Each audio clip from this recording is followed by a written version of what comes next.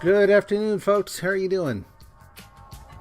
Getting ready to do the New Stuff Tuesday stream. And if it's anything like last week, it's probably going to be kind of a short one, at least as far as Fallout goes.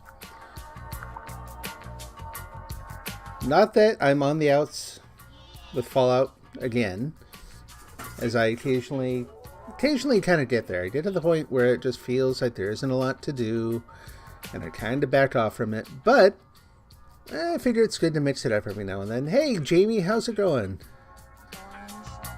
I am doing well. Thank you for asking. How are you doing? Had a really nice 4th of July. Mixed as I feel about that holiday anymore. I don't know how deep we'll go into that, but let's just say that there's been a lot of revelation about this nation in the last 2 years that have molded my view of us as a country. I'm hardly alone in that respect. Lots and lots of people are looking again and going, I don't know, what is this? What is all this about? Is this a good, what's going on here? What do we want to do with it? Glad to hear you're doing well. Yeah, so good relaxing day yesterday. Today was a great day at work. It's cloudy out, which I like. It's not too warm. Ordinarily around here, almost like magic, we will get rain and everything up till the 4th of July. The 4th of July looks like, I don't know, it's kind of dodgy. Is it going to rain on the 4th? And then it doesn't. And then it clears up and it's really sunny and warm after that. We've still got some cool weather, and I am okay with that. Let me do my announce on social here real quick. We'll send out the link on Twitter. Even though, like, I'm on Twitter now. This thing, the video actually shows up on my account on Twitter, so it's not like I need to do that, but I like pushing buttons. So there you go.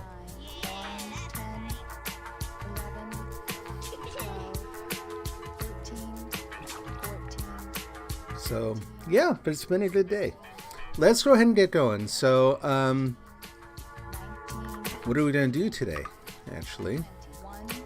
So first things first, let's not shoot up the joint.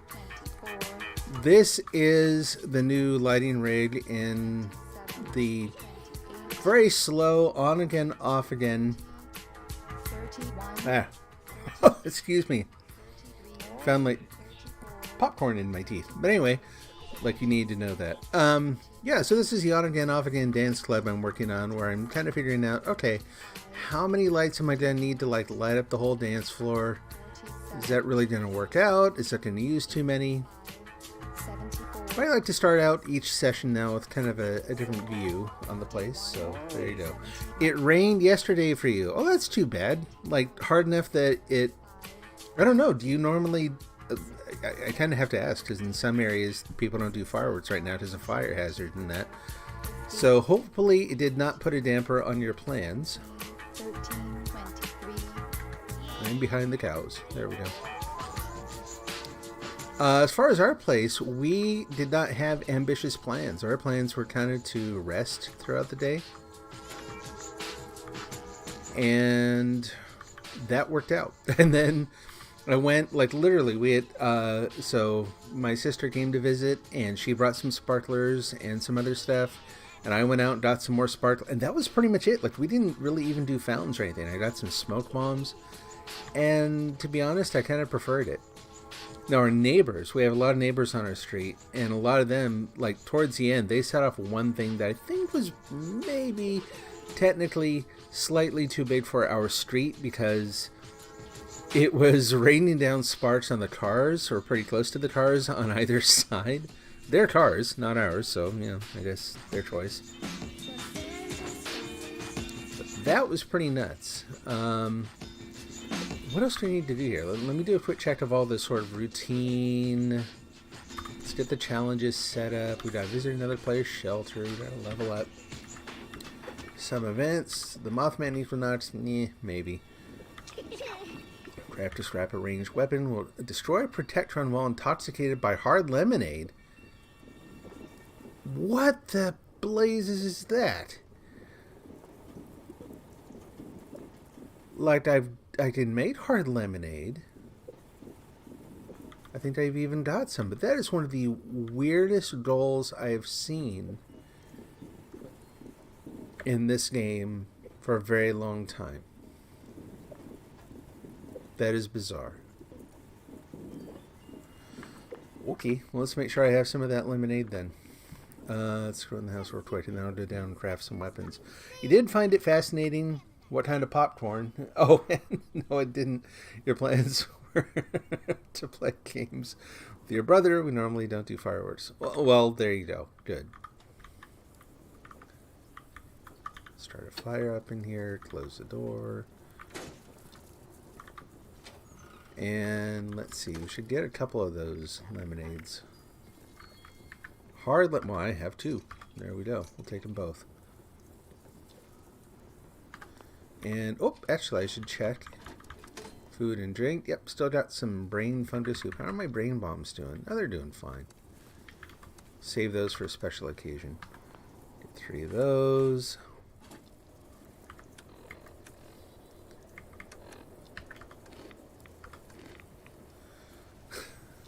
Next time, I'll be sure to have a little webcam set up for the popcorn I find in my teeth. Why deny the world? Alright. Downstairs, craft weapons. Then later we'll play some more Angerfoot. I find Angerfoot very satisfactory, frankly. Which is the name of another game, but that's not the one I'll be playing. No, I find it really...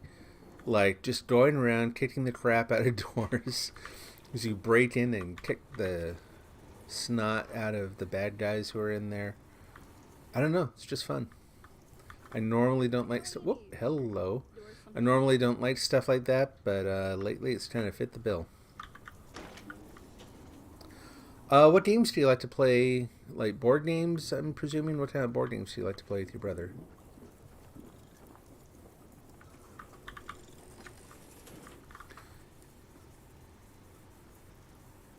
Or video games. Actually, you guys play video games together, right? I don't know. Both. Okay, got the lemonade. I need to make a thing. I need to make...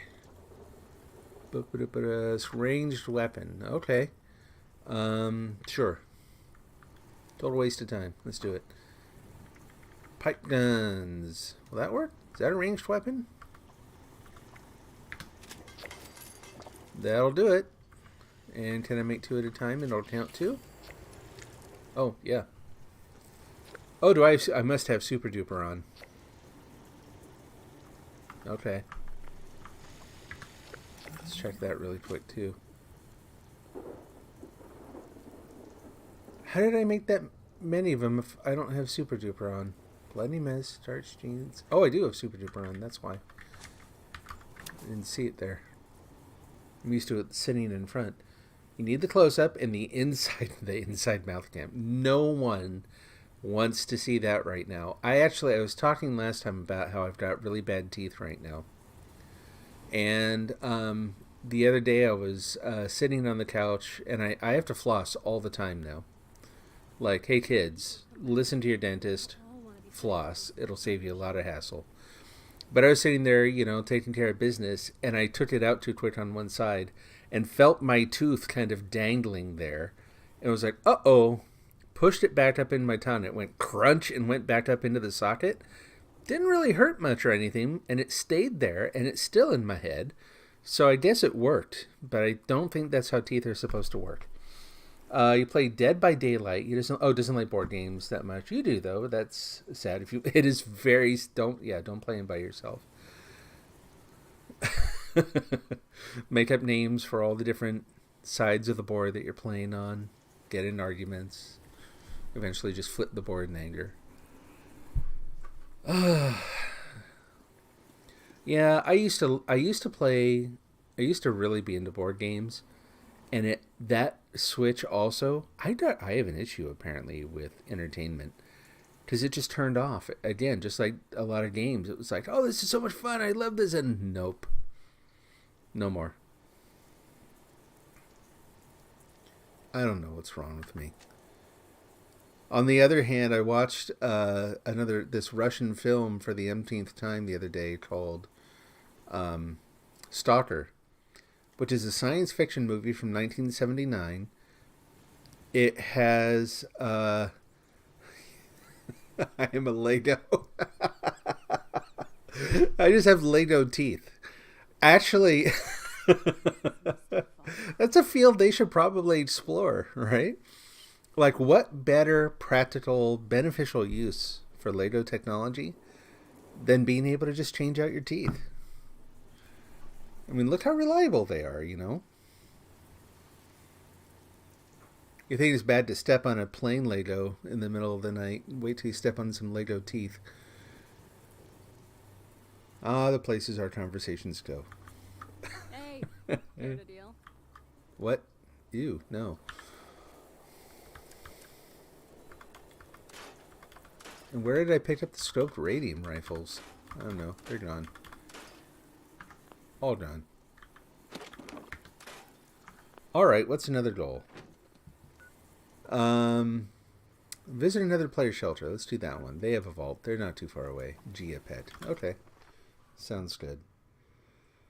Yeah, so that one is actually, it's not a tooth, it's a crown, I should point out. So it's probably got it's got the little post in the middle, and that's what's helping it stay in there.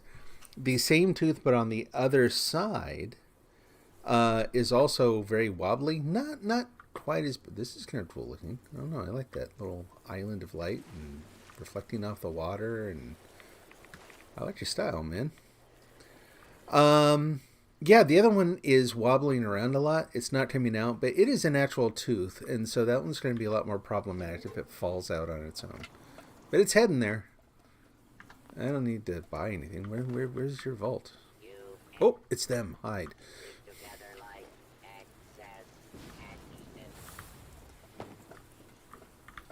Let's see. Oh, there's your door. Honey, I'm home. Boost. Oh, yeah. So you notice that boost 15%. So in my diligent work throughout... How am I up to 3 already? Anyway, in my diligent work throughout the week, I made it up to the level where I got the... Not the food truck. What's that thing called? It's a truck wagon or whatever. Well, at that point, you also, if you have 76, the subscription, whatever it's called, the thing, you know, I don't care about names. Fallout First subscription. Then you also get a boost to your ranking, your score that you get every day. And it turns out they're cumulative. So the first one was 5%, the second one's 10%. They add them up. So by the end, should be getting a pretty good boost. You know, the little things in life that matter. You get people that would make vampire teeth or something. Well, yeah, they do. I mean, some people like file their teeth down. I've seen, there's actually a guy around Portland who I met in person. I didn't meet him. I just saw him standing behind him in line at the Japanese Garden gift shop. But anyway, he has horns in his scalp. Like, he's an artist. He does, you know, he presents himself as a Satanist, I guess, I think. I remember reading a little bit about him. I don't remember it all. But anyway, yeah, he has, like, sort of like horns that are somehow fused into his skull. That the ones I've seen other people wearing, they actually, like, they're little screw-on things. You know, you actually have little threads on there. In case you get bored with one kind, you can put on another. I couldn't imagine what that would do, like, in terms of headaches. Like, you're potentially compromising the integrity of some rather important bone matter at that. I don't know that I'd call that dedication as much as, well, something else. But, hey, you know, I guess their head. Anyway, it was interesting to see him in person because I had not heard of him before this, and I looked in front of me in line, and he's very kind of severe looking, as you can imagine, in other ways. And I looked, I'm like, oh, hey, that's a thing. Never seen that before. Yeah, yeah, exactly. People, they're weirdos getting their tongue cut to be a snake. Yep, where they get the slit in the tip of their tongue, and yep, people do all kinds of body modifications these days. Boy, howdy. We're going to go destroy Protectron while drunk. Because, I need lead too, so why not? Those goals align nicely. Is there anyone I know up here? Can I fast travel a little easier? I can go over here first.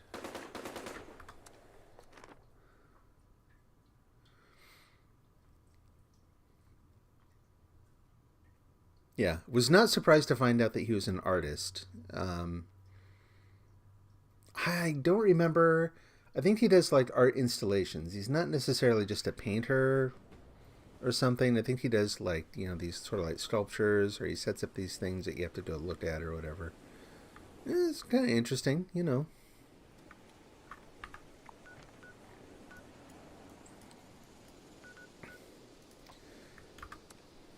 The thing that gets me about some of that stuff isn't it's so dark and disturbing, as much as it's you're so clearly trying to be dark and disturbing. But there are certain sociological lines, boundaries that, you're still not crossing. Like, oh, I'm dark and I'm evil, but also, speed limit.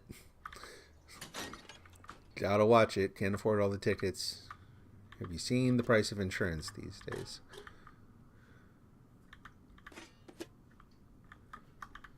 In other words, they go to extremes in one respect, and in others, it's like, nope, just still a guy just getting by, doing his thing.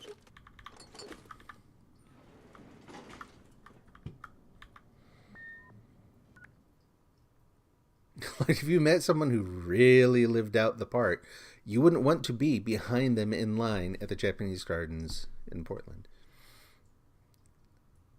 Unrecognized personnel detected. Activating security system Alpha.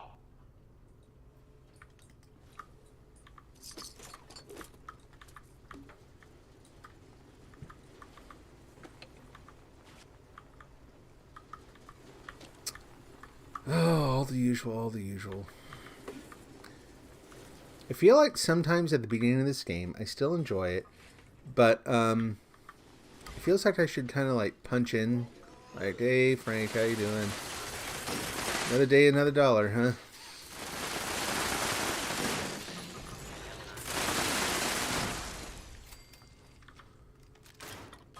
Okay, now before I run into that Protectron, you saying he does art installation sounds like he's the plumber version of an artist. Yeah. Could be, for all I know. You never know. That could be a thing. What am I doing? Oh yeah, I'm getting drunk. That should be enough, right? Just the one. Like, I know they say intoxicated, but that's not really a thing in the game. Basically, you're considered intoxicated as soon as you have any amount of alcohol in this game. I win. Is he shooting fire at me?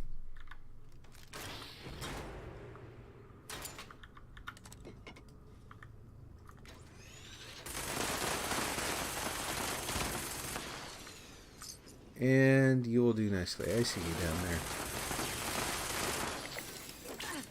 Ouch. Hey, I got a thing. Which, as we'll remember, is what you're supposed to shout in that game we made up.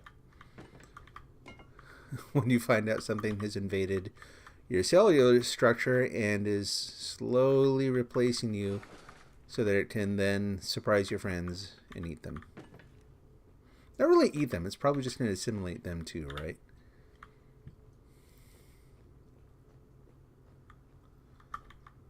It eats you, but at the cellular level.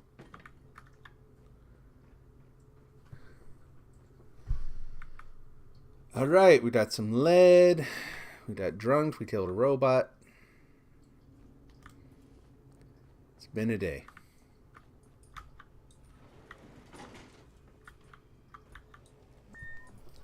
Yeah, I'm trying to think of... There was an artist named Corbusier. Le Corbusier. who the art things that he does, he's a good example. You can look him up and you can find examples of his work. He doesn't do things that are going to fit in a museum. The installations, quote unquote, that he does is like he might take like hundreds or thousands of yards of fabric and cover a lake or something. I don't know that he did that one in particular, but it's that sort of thing, you know. He does these art projects that are so like on such an enormous scale that you can't put them somewhere. You got to go to them. Although there are installations, you know, that'll fit inside a museum or whatever. I think installation is just a term given to something that, you know, it's like it's not exactly sculpture. It's not a painting. It's an art thing. I made a thing. You should come look at it. But, well, it's like, well, what is it? It's like, yeah, just come see. Come take a look.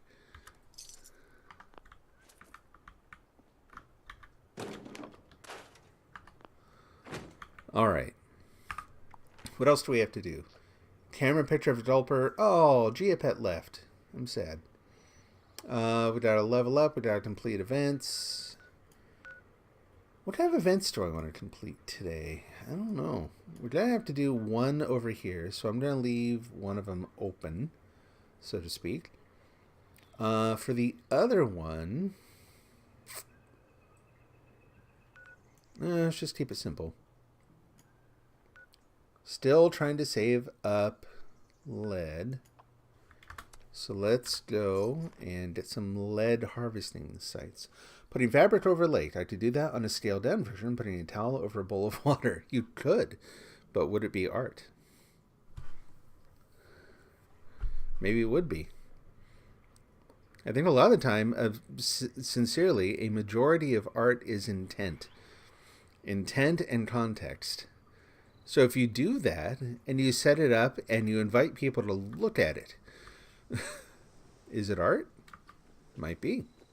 I would say it was. I mean, you know, you could argue whether it's great art or not, but yeah, it's art.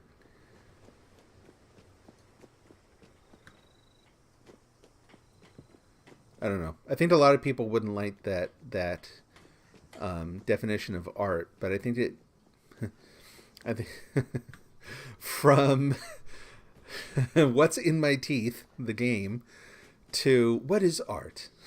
Like I said, we cover a variety of topics on this stream, which I love. Uh-oh, there's something here. I'll look around. It's beeping. That means there's something here waiting to get me.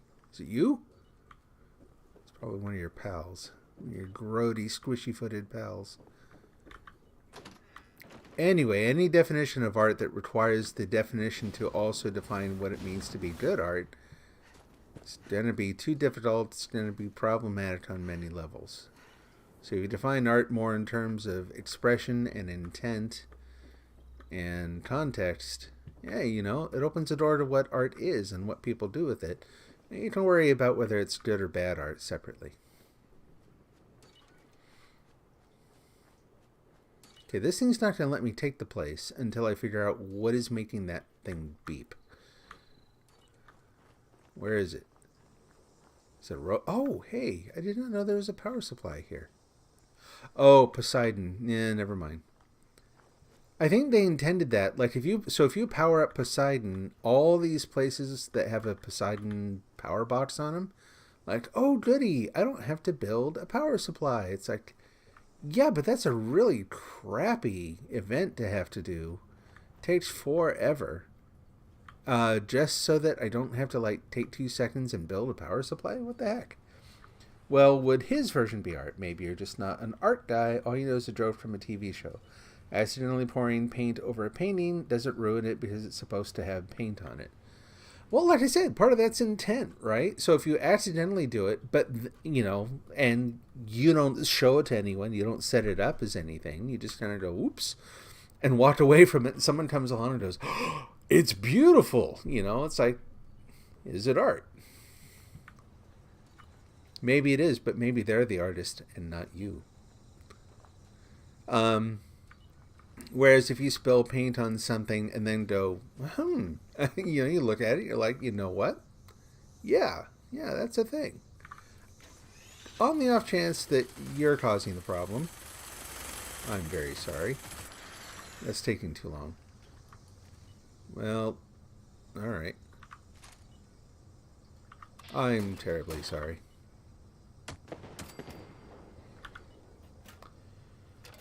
Uh, Still beeping?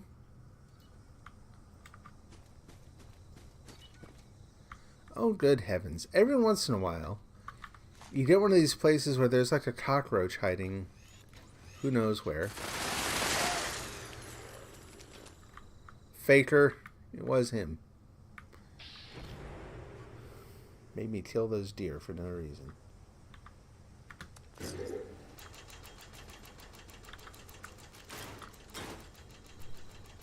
Anyway, yeah, so if you spill it, you look at it, you know what? That is something I want to show people. It could be beautiful, it could be hideous. Could be, the fact that it's an accident and they don't know. And you show it to them and you have express intent in the display of this thing. Yeah, I'd say that's art. I just think people get too wrapped up in whether or not, like all art has to involve exceptional craftsmanship. No.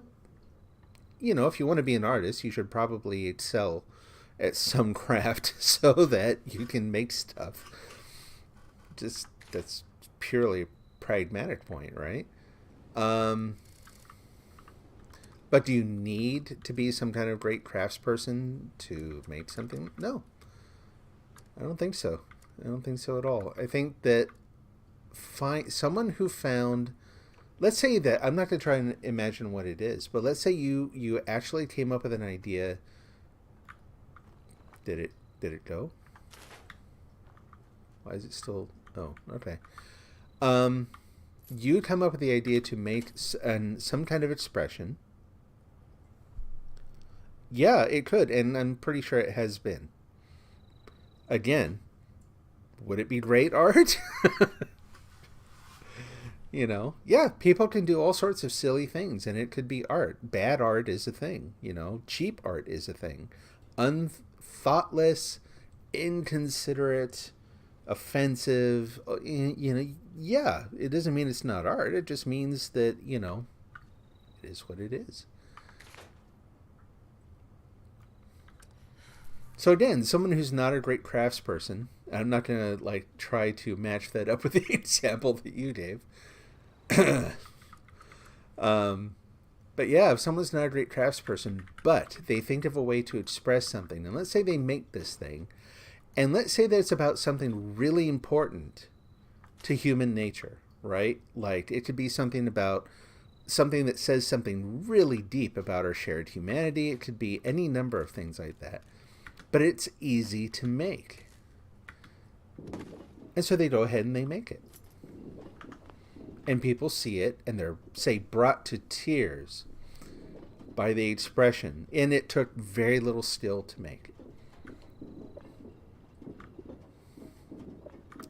Darn straight that would be art. I was going to say darn tootin', but again, let's not go there. Anyway. Now we're doing this. All right. Yes, it would definitely be that.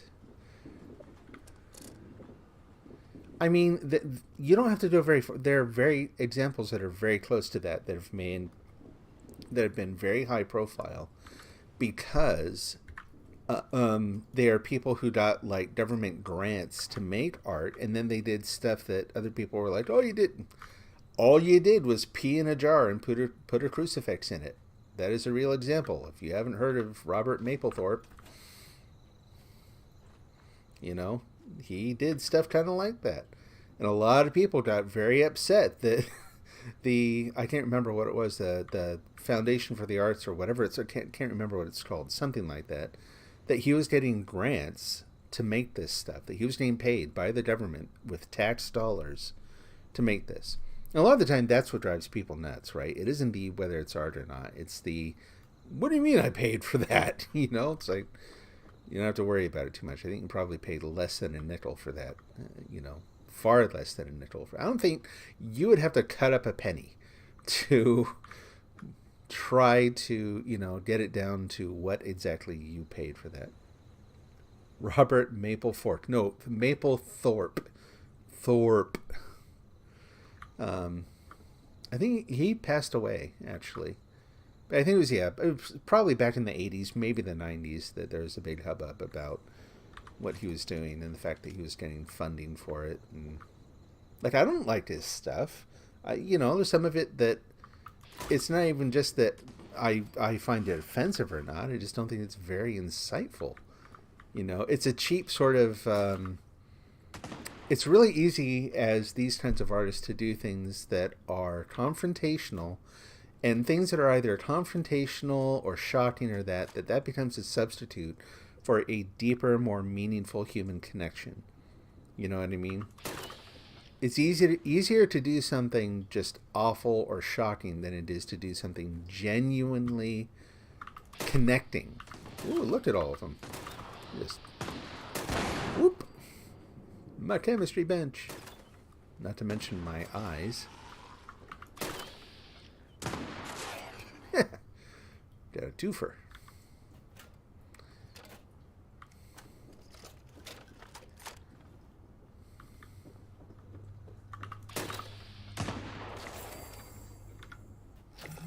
Nice.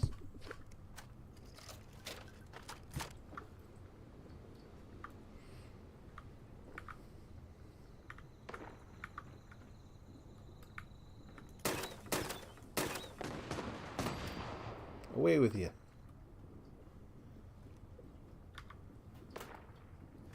You see, you kind of like Mapplethorpe better, though. But yeah, I wouldn't buy a jar of pee.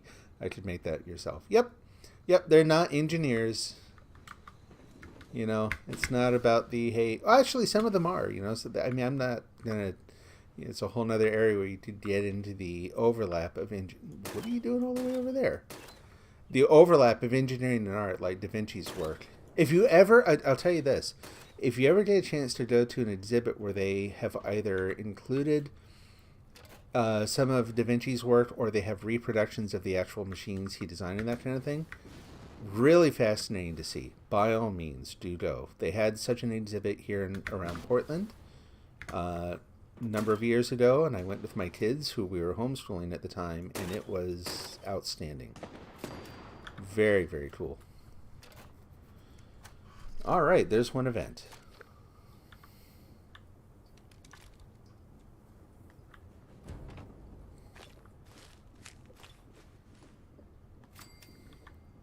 Have anything to scrap? Any weapons, armor? No.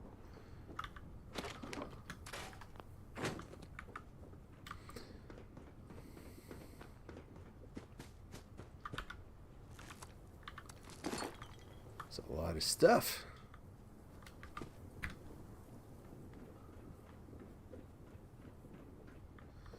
Alright, we'll do our one other event here by going over to... Oh, well, there's that one. I haven't done that one for a long time. How much ammo do I have? 8,000, and then... Yeah, it's...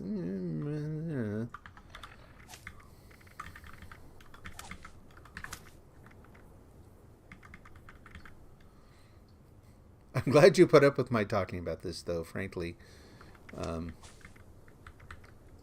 enjoy the discussion, and not a lot of people do. So, in art class, you're supposed to make a sculpture that represents as an artist. So I made a sculpture of a bloody ear. Oh, yep. Okay, cool.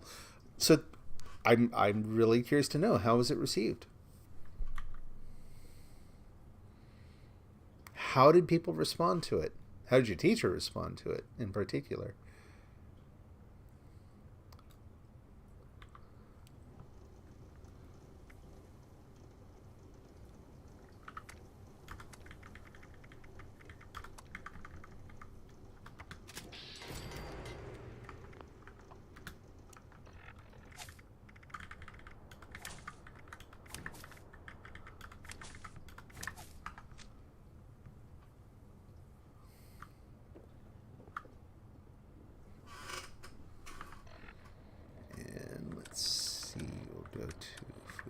tank.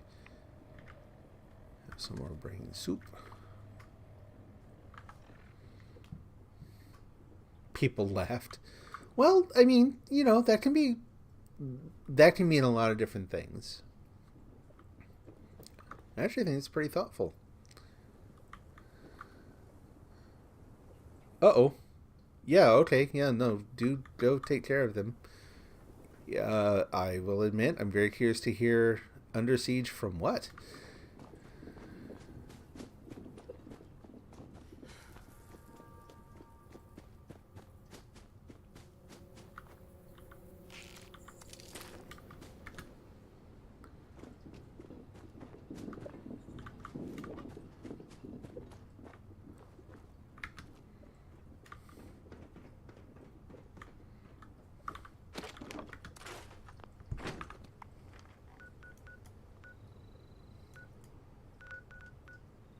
Get in there. Don't want. Nope. That one. No.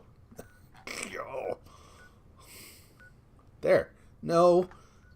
That. No. Stop it. Jeez. Ugh. Oh, they need to work on that.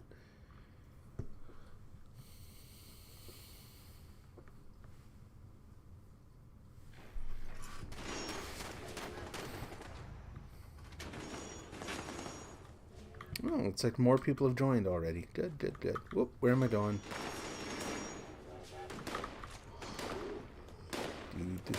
Let's put some drugs. And they all glow pink.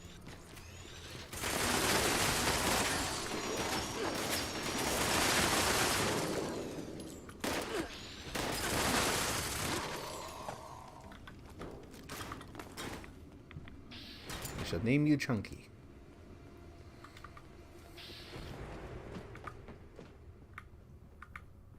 Eh?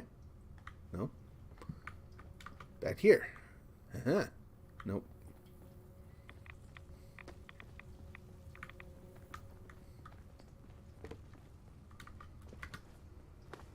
Boop. We'll just hang out down here. Get a little irradiated. Oop. Okay, well, they got him. Detecting terminated management personnel. Oh. Remove this Usually individual comes out from the up premises. somewhere like up here.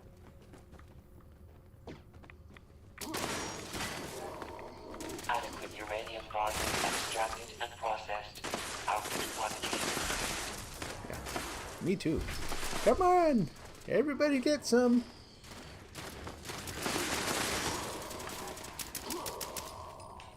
Nice. Take that. I'll take that. I'll take that.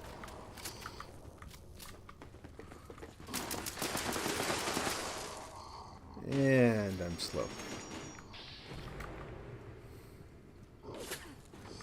Did I run by one? I did. Just standing there being all quiet, hoping no one would notice you. Nothing going on in here.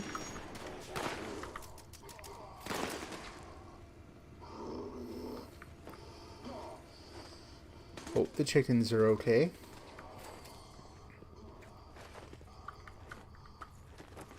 Thought I saw a guy in there. Guess not. I heard one back there now. I hear them breathing all over the place. Where are they? And processed. Output quantity increased.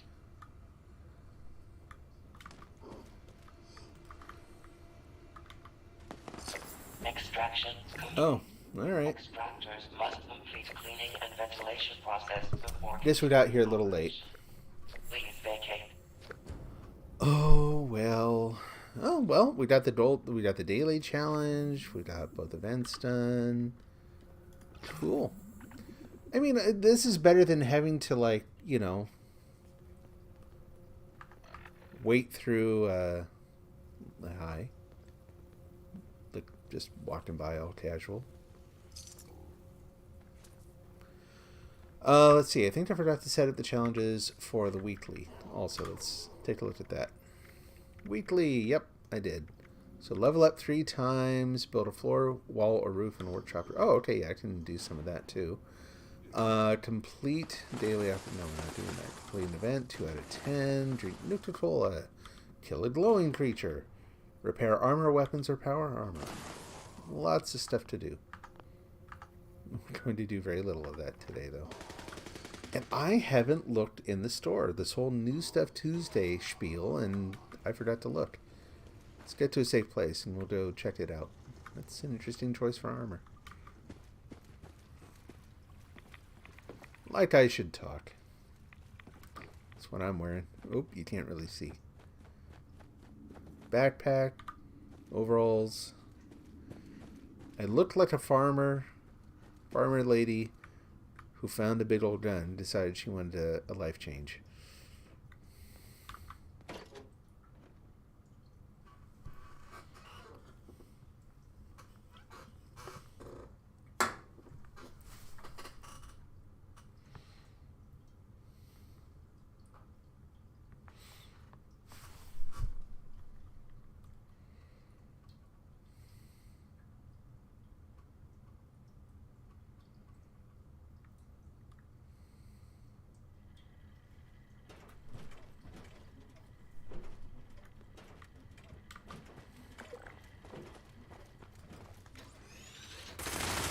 Little for you.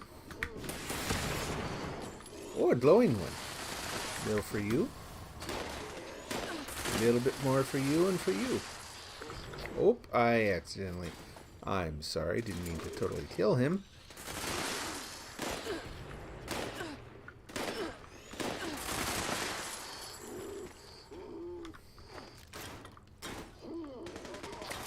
There you go. Nicely done.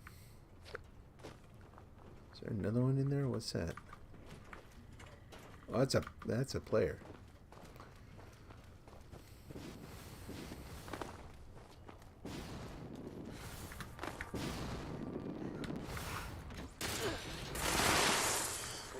You want some?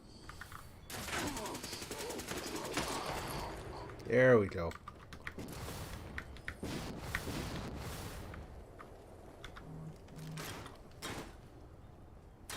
You're back. It was nothing. They were just scared. Oh, scared of fireworks. Yeah, I bet.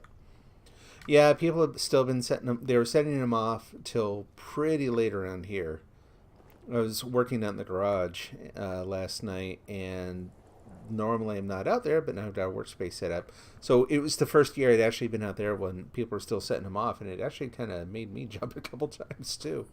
I'm just not used to hearing that. It sounded like someone knocking on the wall, which frankly is pretty creepy. All right.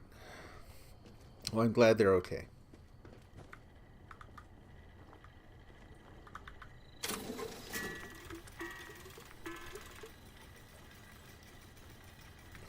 Mutant Slayer's pipe revolver. Bye-bye.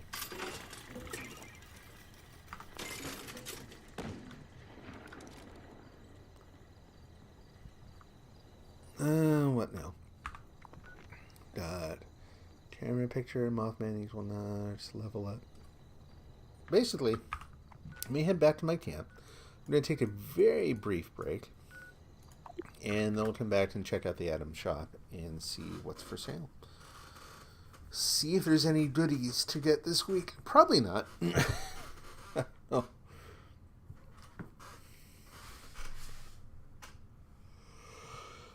Coming up, I think in a couple of weeks here, they're going to have the official release of Stray, so I'm going to be leaving 76 behind for a little while.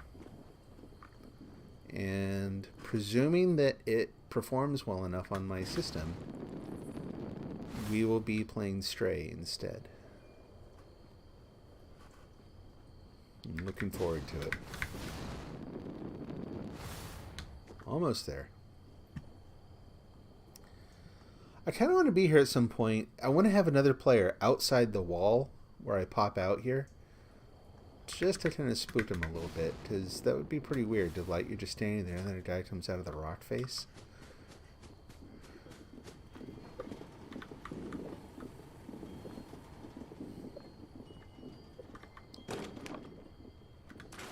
And how much lead do I have right now? 150. I cannot really get more than 1 or 200 lead at this point. We gave them some reassuring pets, and they pecked at me. Ah, this means they love you, right? Wanna be my partner? Or it means beyond foul human. Where's the food? For all I know, I don't know. I don't know chickens. All right, I will be right back. Like, 3 minutes, somewhere in there.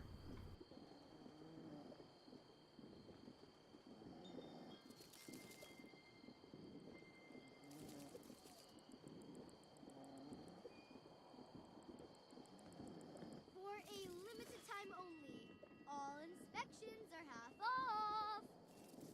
Your villainy ends now, Dr. Brainwash. The inspector is on the case.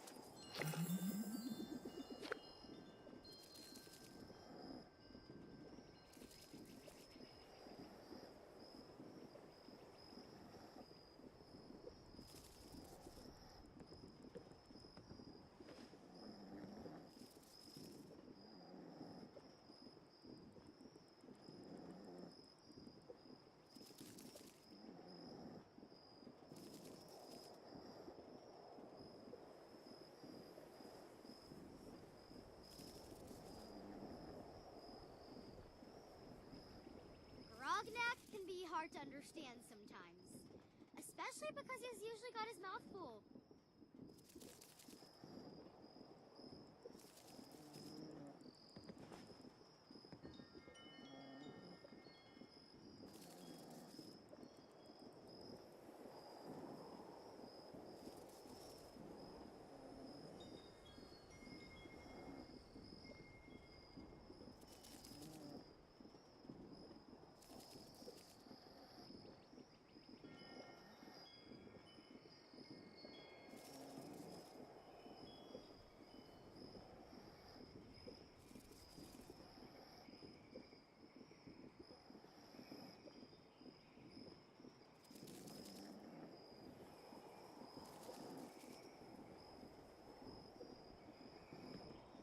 Greetings, citizen!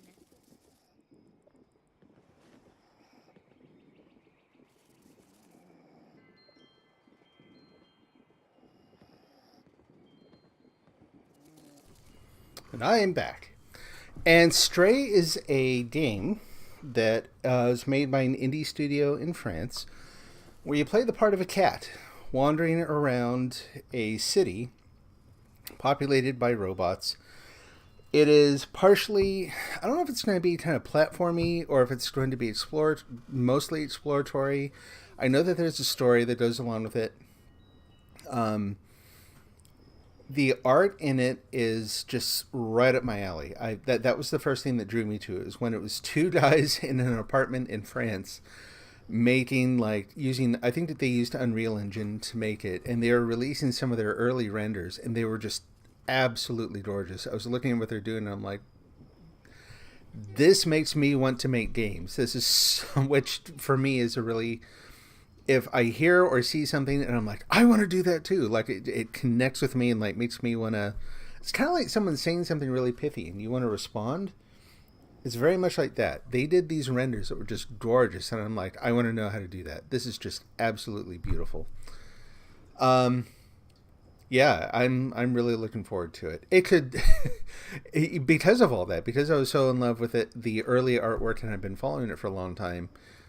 There's also a fair amount of potential for disappointment too, right? You know, like it could go very poorly. No idea how it's going to go. I'm at least looking forward to seeing the culmination, even if I don't like it personally. I'm looking forward to seeing the culmination of what I know has been in development by a relatively small team for a very long time. I like this style, even if this one doesn't quite work. I hope they keep making things. I'll be curious to see what they do next. So, but we will see how it turns out. All right. I guess I should probably stay asleep. Is it going to be Tuesday streams? Yeah, it's still going to be Tuesday stuff. That just works out better as a day, I think, overall. We'll change it from New Stuff Tuesday to Muse Stuff Tuesday or something cheesy like that.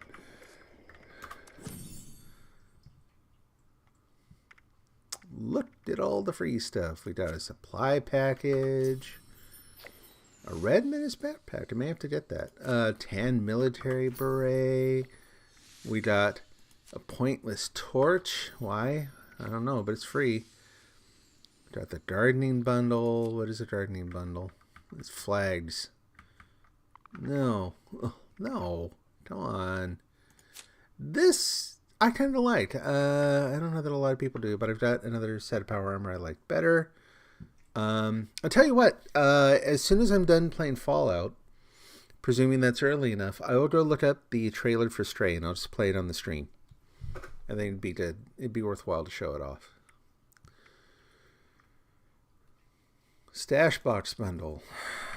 Well, that's interesting. No. Park Ranger bundle.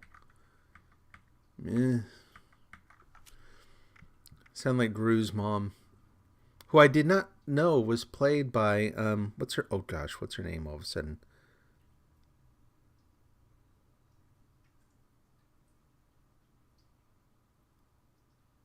Oh my gosh, all of a sudden I can't remember her name. From The Sound of Music. Julie Andrews? Yeah.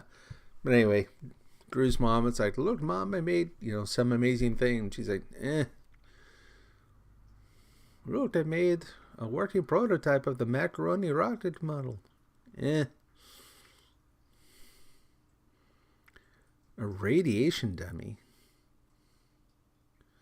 This is going to sound weird, but I think I actually need to buy this.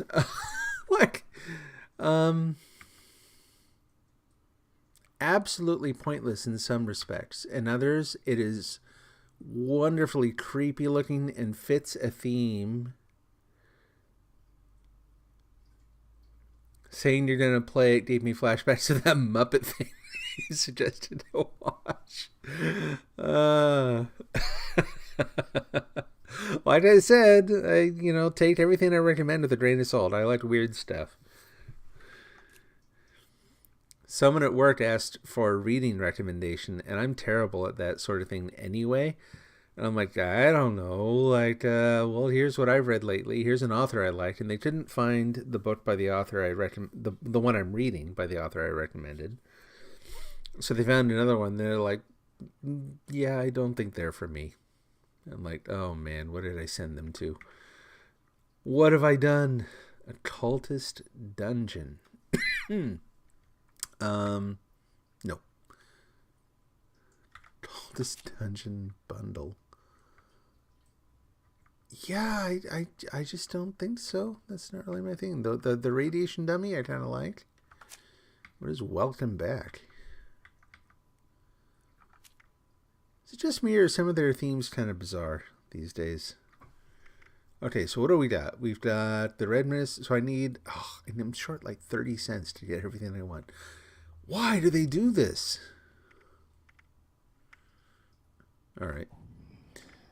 Well, one more thing. So this one's going away after today. This one is hanging around for 20 days. Ta-da! We got a new thing. There we go.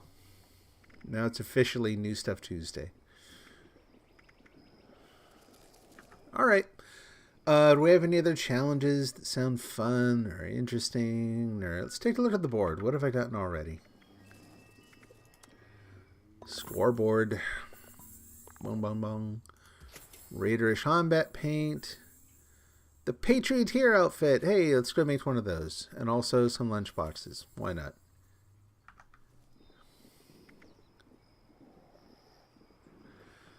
So if I remember right, the difficulty with that "Don't Hug Me, I'm Scared" was the thing that I recommended. I could blame it on Nikki. I don't know if Nikki's lurking right now or not. I'll totally blame it on Nikki. No, "Don't Hug Me, I'm Scared." If I remember right, the challenge was that it was sort of like overstimulating, like too much going on, and just it wasn't so much it was disturbing, just not your thing, right? Yeah. I'm okay with making recommendations that people don't like. I stand by what I like. Oop, let's go do this. Because I'm in bed. Recommending something that then ends up disturbing someone or causing a problem, that I feel bad about. That I do not want to do. Nope. Oh, no. Yeah, there. And "Don't Hug Me, I'm Scared" has that potential for some people. Some people will watch it and be like, ew, how do I unwatch that? Where's the unsee juice?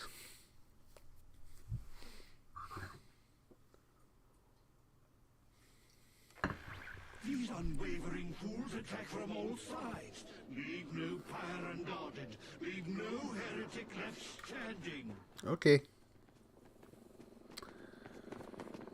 Whoop. Rubber band.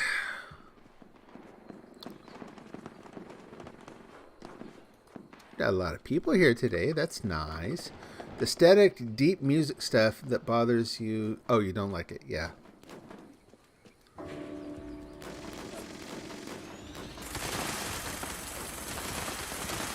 And boom.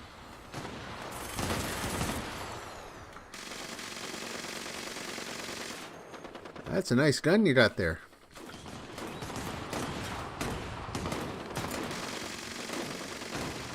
Man, there is so much music I listen to that would just drive you nuts. I'm sorry to say.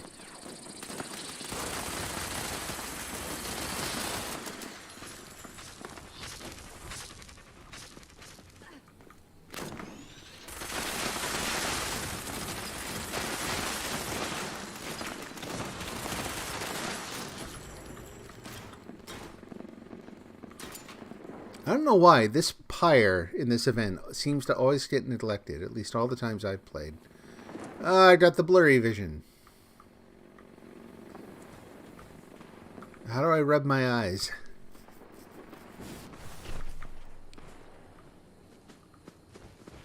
No. Sir. The wise one draws near. He awaits our signal. Quickly, children, return to me upon the museum's rooftop. I want to know the faster way up there, because I keep seeing people get there way before I can get there, and I'm like, how did you get up here so fast? Dance, sing, shout, expel bile from your gut. Show emotion. Expel bile from the gut. Actually, we'll just dance.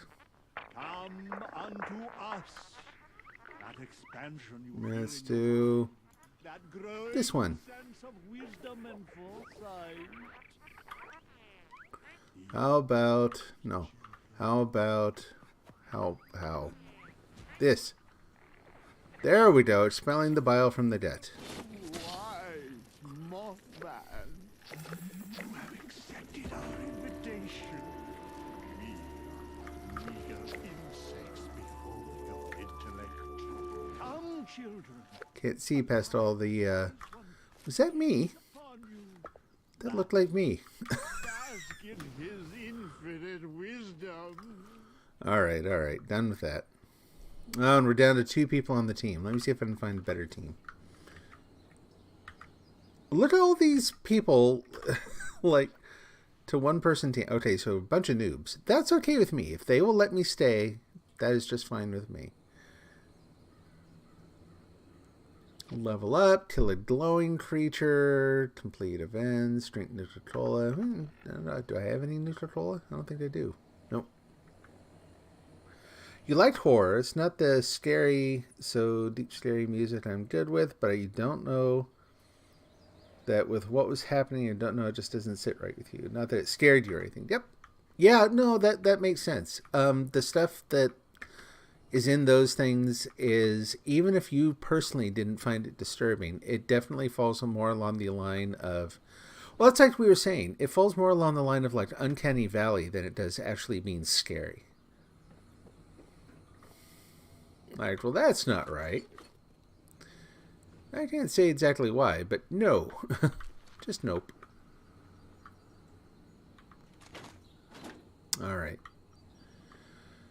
Well, I tell you what, I'm going to go ahead and split up the stream. Like, I feel like I've done enough stuff for today here, even though I just joined that team. I don't know that I have a lot more to add, really.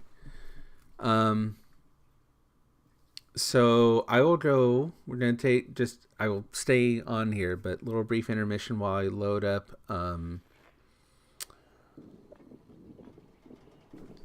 the Stray trailer.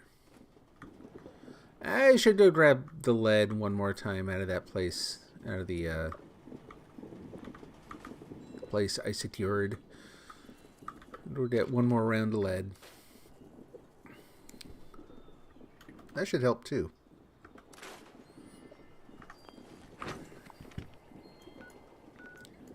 So we'll fast travel up here. That's the thing you remembered that stopped from watching more, is the music specifically. Oh, interesting. Okay. Yeah, I still haven't gone back and watched. I just keep forgetting. I actually don't. I used to watch a fair amount of YouTube. That's how I burned up a lot of evenings. It's like I'm too tired to do anything. I'm not tired enough to go to bed.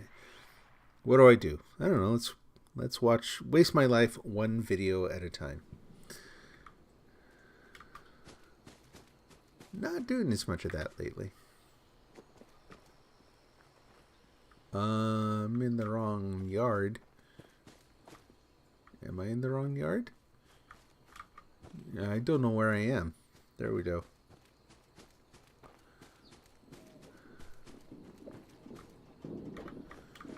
Good deal.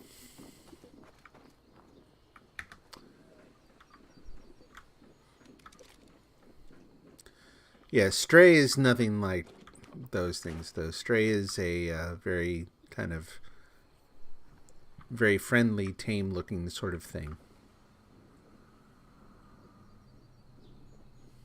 All right. Head back here. Go to bed. I like that place. I've still got that camp. I just don't use it very much anymore. Need to activate that one now and then.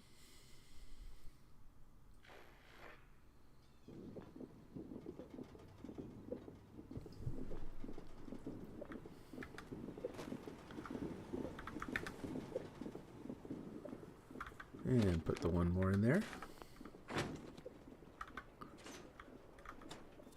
I hear it's never too late to start saving. Lucky for me, I've got a few loose teeth. Me too, kid. Let's see. Now here's something I should do. Watch a video maybe by Joey's World Tour, and it's called Banana Mayo Sandwich. You will forgive me if I do not watch that, like, just, unpreviewed on the stream. It's not that I don't trust you. Just from that name. Like, more like, what is that about? No wonder.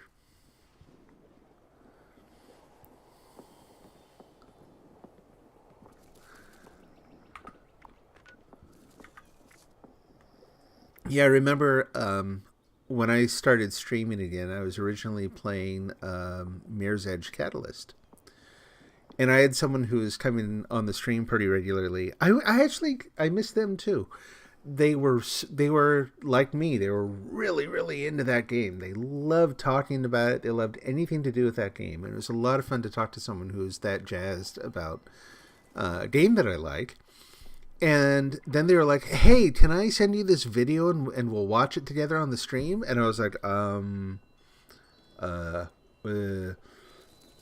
sure. Like, go ahead and send me the link."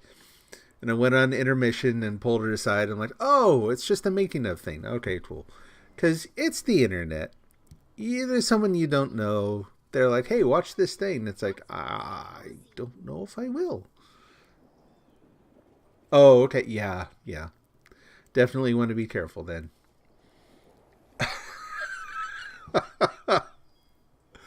Oh, boy. Okay, let's see. Okay, still, I'm noting the name. I will check it out at some point here. If I remember to, I'll do it tonight. I'm just gotta remember to actually, instead of like hopping up from the stream and running away and doing whatever else I do, I need to take a moment, go follow up on some of the things from the stream right away. Okay, let's go ahead and do an intermission here, and I will find the video. Sleepy. I'll leave the mic on there, so we're going to say goodbye to Fallout for right now. This makes it feel better too, honestly. Like just playing a little lighter, not worrying, not getting so wrapped up in it. It just feels better. Okay, so now I gotta go figure out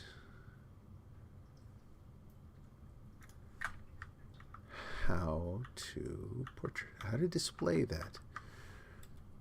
Does OBS sometimes plays along? Definitely not in the stream. Just don't warn your family. Just bring them together and say, "Hey, I got this interesting video to watch. Hey, look what Jamie sent me. Let's watch it together." Let's see.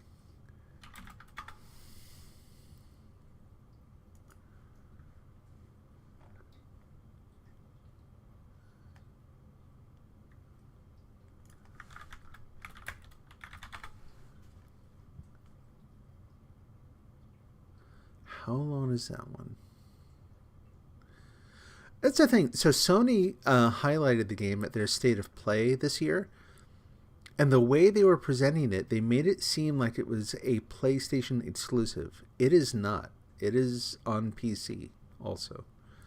Like, I'm glad that Sony's helping them get some airtime, but don't make stuff up.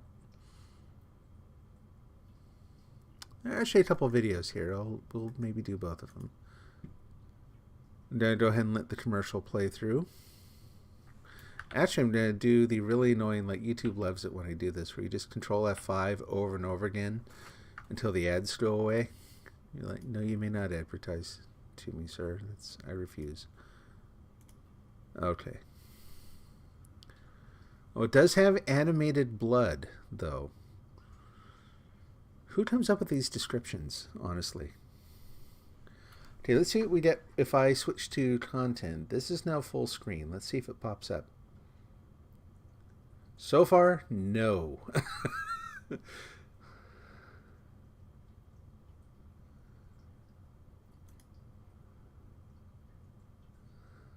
Let's see.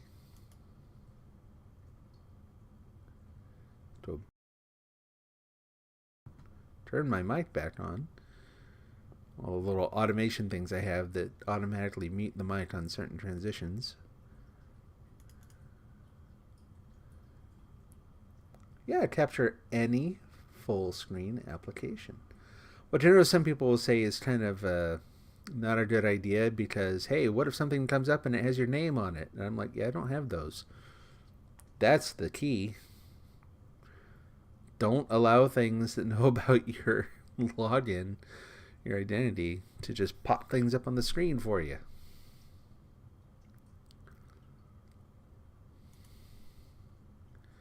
Let's do,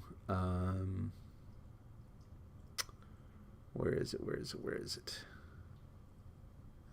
A couple days ago, you're lifting a box, and it hit your jaw, and your teeth twined together and you bit a chunk of my mouth. Owie! And it formed a big canker. It hurts. Oh, man, I'm sorry to hear that. You just went to the dentist, too, didn't you? Like, if you're going to do that kind of stuff, do it before you go, man. Got to plan ahead.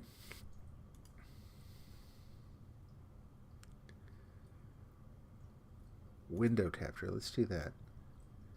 Create new. Let's just call it Stray Demo.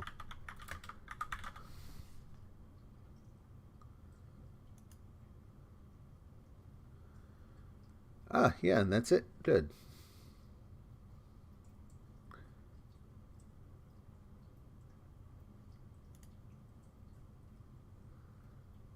And we'll say OK.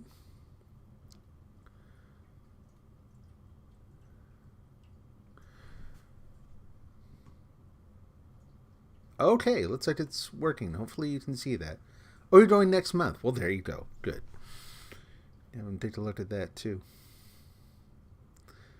But, yeah, gargle with salt water or something, you know. Make sure you take care of it. Okay, we got to turn on the sound. Here we go.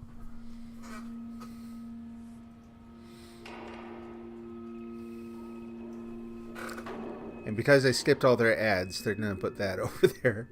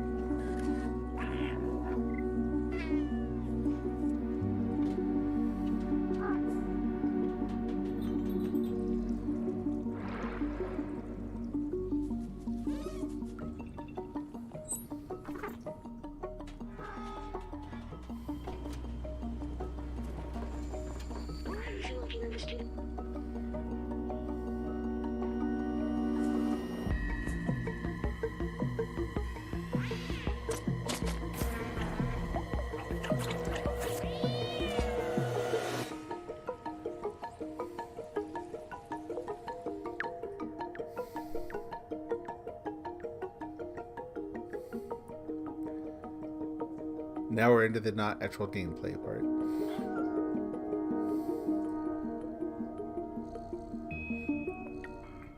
So yeah, you can, it's funny, the poor cat just wants a friend. It's a little true. You can actually go up to the robots in the game and... Oh, no, we're not doing that. We're not doing that. I do not support advertising that thing. Okay, let's see if we can get this one to work now. Cool, no ads. But yeah, you can actually go for the robots and, like a cat would do, rub up against their legs and see, you know, they'll pet you or whatever. It's kind of cute. But the thing that drew me to it is, you know, a mechanic that I've not seen before. It's a little bit of, like, it's pathfinding as a cat in this, what to me is a really, really cool, beautifully rendered environment. It's still a little bit, you know, post-apocalyptic trashy like so many games are. To me it stands... Oh, I think I've got the sound off. Yeah. Stands... I'm going to back it up just a little so we can hear any audio we missed. But it stands out to me, the environment... So many games look exactly like one another. They're just interchangeable in terms of the art style. This one stood out. I think it still does. Like, I think it felt a little more distinctive in its first shots. But I think they've maintained... it looks like they've maintained a pretty consistent tone.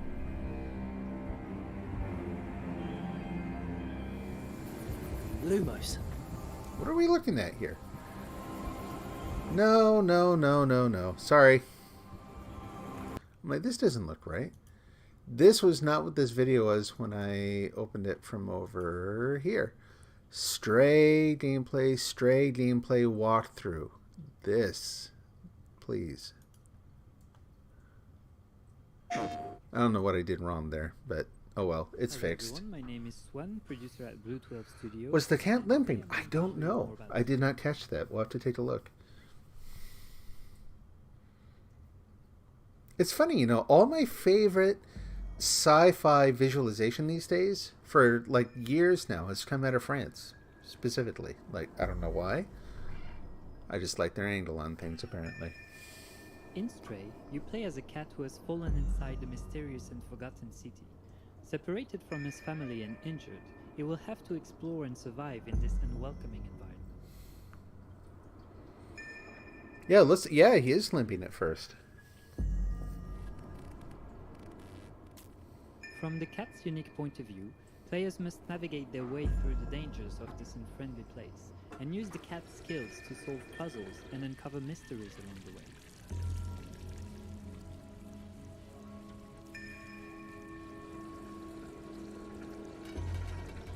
Nice.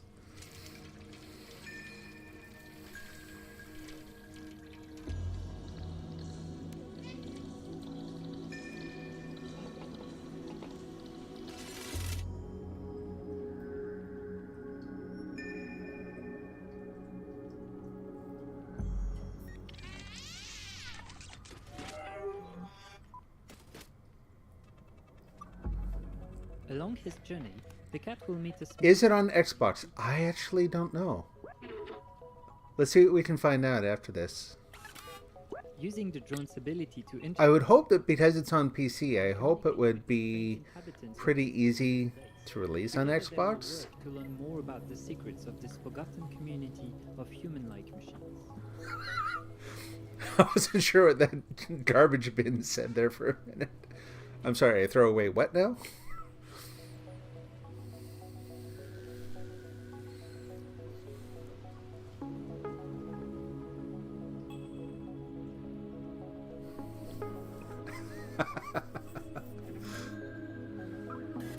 Nice.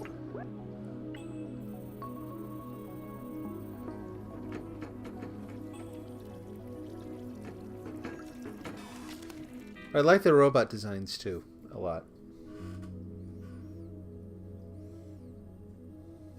Of course, a cat will always be a cat, and his adventures will be filled with friendly and playful interactions with his new world. Here we go. Yep. Wouldn't be the same if you didn't act like a kitty. But these machines are not the only inhabitants of the city, and some encounters will not be as friendly or safe. Yeah, none of this stuff was in the very early screenshot, so this will be kind of curious to see. Jumping and using stealth to avoid dangers will all be vital if you want to escape this city and be Yikes. reunited with family.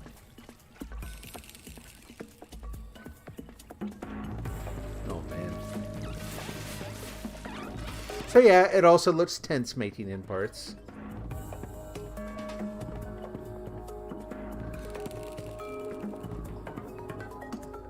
That is to be expected. Oh yeah, yeah, that's right.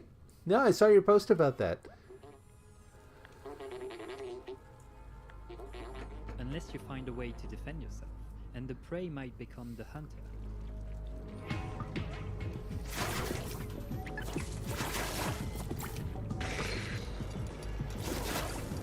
Oh, interesting. Okay.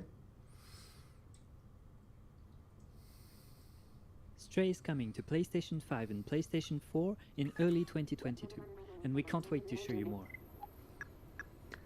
Again, it's not just, that's what I mean. It's not just coming to those platforms. Check on Steam. Don't know about Xbox yet. We'll find out. But yeah, I've been looking forward to this for a long time. They say early, yeah, it's coming out. Like you can pre-order it now. It's officially like being released in a couple weeks here. So again, just for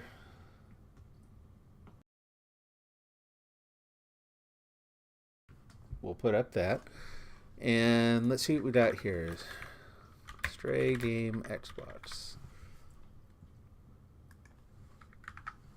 No Xbox release as of yet. Oh, phooey. Well, like any game, I think they would be kind of silly to exclude one platform like that. So hopefully, see how old this article is too.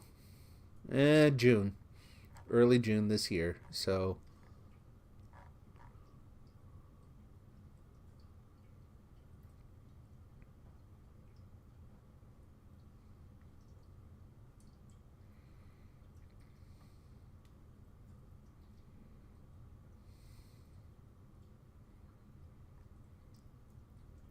And I'm not reading the comments because I'm going to get sucked into the usual brotastic, you know how people can be about games that they've never played. Early 20, yeah, exactly, yeah, it's already mid, it is just after mid 2022. So, looking forward to it, though. I'm hoping that the majority of the content focuses on pathfinding more than like they're showing the evasion and combat sort of things. I think too much emphasis, personal opinion, I think too much emphasis is given in games to conflict exclusive sort of scenarios. I found this out, so here, let me do this really quick. I'm going to pull up Steam here. I'm going to make sure it's not showing any like private info or anything really quick. Yeah, I think we're good. And it's not full screen, so I'm going to have to change that too. We're winging it today. We're doing new things, which means, it's also not going to work very well sometimes. How about that? Is that going to do it?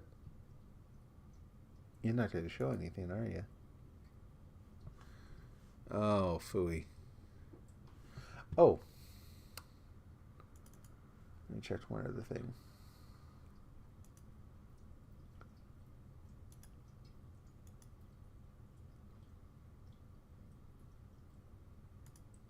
There we go. And we'll switch back to content. There we go. I was talking about showing this a little while back. Reminds you of Little Nightmares. Yeah, totally. Exactly. Which I've also got Little Nightmares 2, which I've never played, and I've avoided all spoilers about it, so maybe I'll do that here before too long, too. Maybe save that one for Halloween. Even if it's a little old by that point, it's still a good Halloween-themed game, right? It's a good game to play in the fall. We'll also switch that's catching traction for being the main system. Yeah, no, totally. Absolutely agree. So, I've, on the stream, both 1010 Noggin and here, I've talked for a long time about how I'm really struggling to find games I like. I still, as much as I gripe, I like games. I'm still drawn to the idea of playing games. And this isn't just games, though. It's games, it's movies. I think music is the only thing where I really don't have any trouble finding stuff I like. But even then, like, the music I like these days is so far off mainstream that it's not even funny. And yesterday I had a little bit of I don't know if I call it an epiphany, but definitely a little realization. So I was going through here and looking for stuff like, gosh, I don't know. Let's take a look over here at open world. That's like one of the criteria that I was looking for. I don't know that I'd call this one open world. I think that's a miscategorization. Euro Truck, just not my thing. I haven't ignored it yet. It's actually on my wish list because I'm kind of desperate for something new. But what I did was I went down here and I'm like, it's a summer sale. Let's take a look at what's actually discounted. And it's a game I already bought and a truck simulator. And that's it. So that was one thing, was just there seems to be a dearth of games in categories that I actually like. Let's take a look at, what's a good one? Action RPG, maybe? Take a look at that. And under discounted, nothing. Now, it says nothing partially because I'm filtering out things I've ignored, and I've ignored thousands of things in here. Thousands, no. Over 1,000. You hated The Witness. Yeah, see, I played a little bit of it, and I know that it was designed by the guy who did, what was the other game he did? This indie masterpiece. It's another one I've never played, because I looked at the mechanic, I'm like, that's clever, but I don't care how clever the designer is. It's got to be something that looks engaging, emotionally engaging to me. This does not look emotionally engaging. It looks Sudoku engaging. In other words, like if I want to, spend some time finding clever solutions based on these kind of mathematically oriented mechanisms, fine. And I've done that. There are some puzzle games I kind of like. But yeah, I played a little bit of The Witness and was just bored. Um, when I first saw the trailers for it, when it was originally released, it had this Myst kind of vibe, and I used to be a huge Myst fan. I thought, yeah, sure, we'll give it a shot. And it was just straight up, to me, dull. It was just the way it presented the puzzles in a completely context, like, here's your beautiful environment, and here's a completely unrelated puzzle. Have fun. Just wasn't into it. Just wasn't into it at all. I've still got it on my list because it's one of those where I'm like, something in my brain tells me I should like this. I don't, but I should.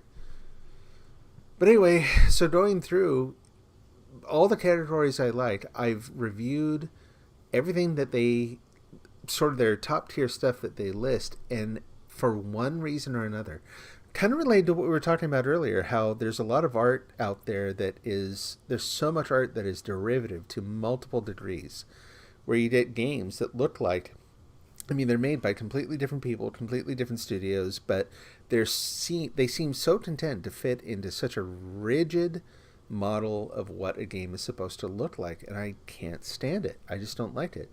Stray, when it first came out, stood out specifically because it looked really different. It also, there's personal preference here. I've got to give a certain amount of weight in this to, I like it. You liked what you liked. I like it or I don't, and I do like the neon city at night, urban oriented. In fact, there's another game here. I wonder if it's in here. It probably is. It's not released yet. The release date, it's not even announced. There's nothing on here but some videos. But let's take a look at one. This is another one, also a French company. I don't know what the deal is there. But this is another one that's going to be coming out that I'm very, very interested in playing.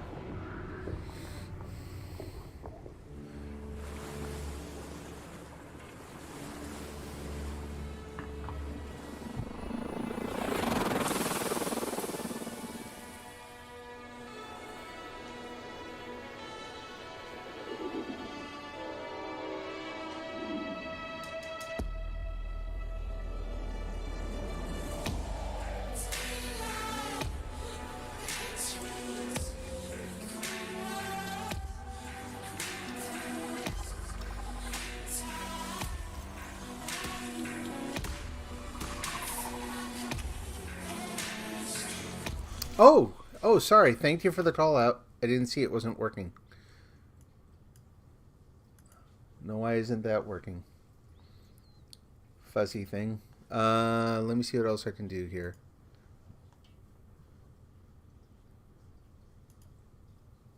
Yeah, it just doesn't like the full screen mode. Annoying.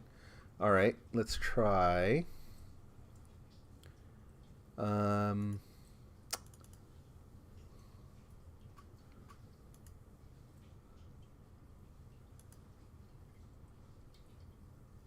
Nope. Well, foo. Okay, give me a sec here. I will look up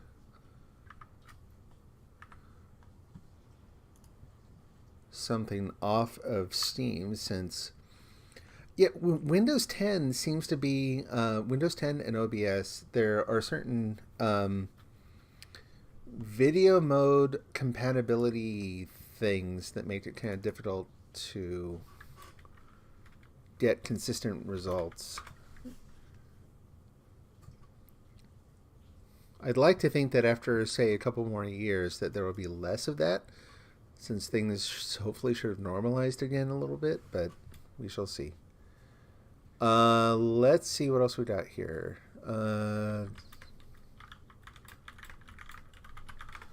Find it over here.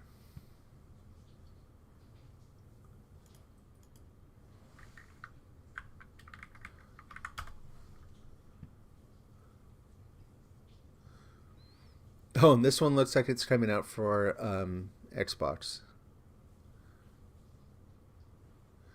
I'm looking for his trailer.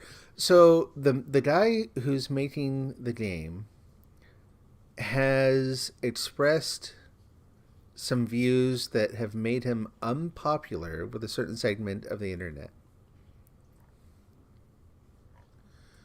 And so there were rumors for quite a while that the game had actually been canceled. In fact, some people went so far as to say that it was confirmed canceled, and that is not at all true.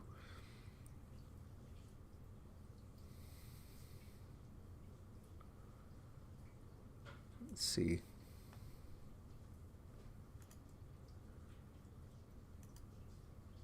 No, we don't want that.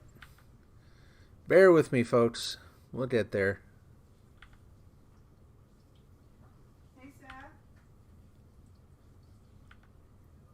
Oh, okay. Okay, well, that's not it. There are certain channels that have like required ads, like you cannot get through to see the actual content until you pay your ticket fee in ads, and we're just not doing that.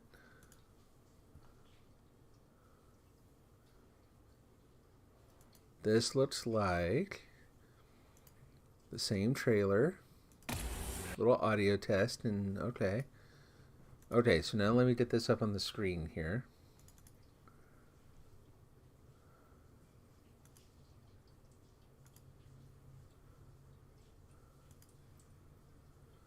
That should be showing. Full screen, all good. Get the audio going. Let's try that again.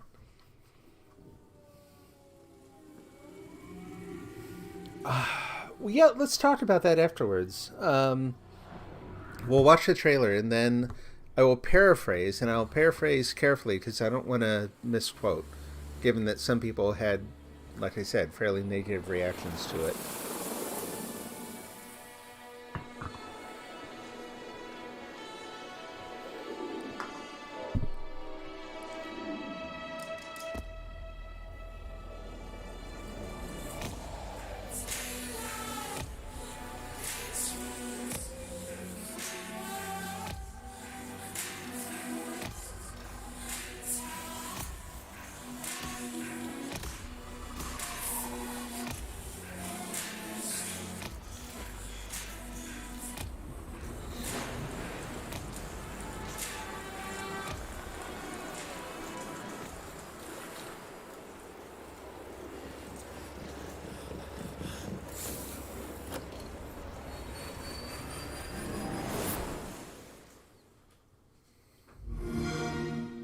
There you go.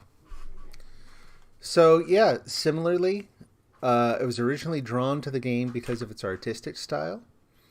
The music too. The fact that the creator talking about the game was basically talking about how he had a philosophical point that was really, really important to him that he was trying to convey through the story in the game. So that drew me to it. I think he had a demo, sort of a demo-sized thing of another game that he did that was kind of in a similar style that I played too, and the mechanics were good. You know, it was had a good feel to it. So before I say what it is he said, I tell you what, I may have to save this for a full week. I don't want to take the time to just go and do a bunch of research on stream, but I also want to give both. I think you'll pronounce his name Tim Soray. I want to give Tim Soray and the people who are upset at what he said sort of fair play, you know, fair amount of time from both sides. But yeah, he basically he did say that he took a certain view on a topic that is very sensitive to a lot of people. He explained he wasn't, shall we say, aggressive about it. He said it, and he explained why. And a lot of people took issue with what he said and his stance on things. So you wouldn't mind the research. Okay, well, I'll tell you what. Let me do this. We're going to hop over there again. And I'm just going to do a quick, if I can find a direct quote, I'll use that.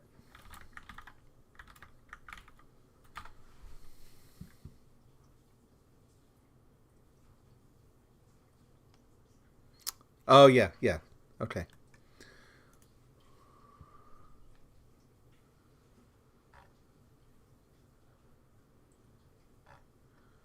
Oh boy, it's a long article.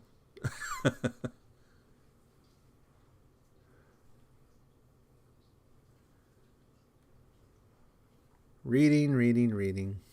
Makes reading noises.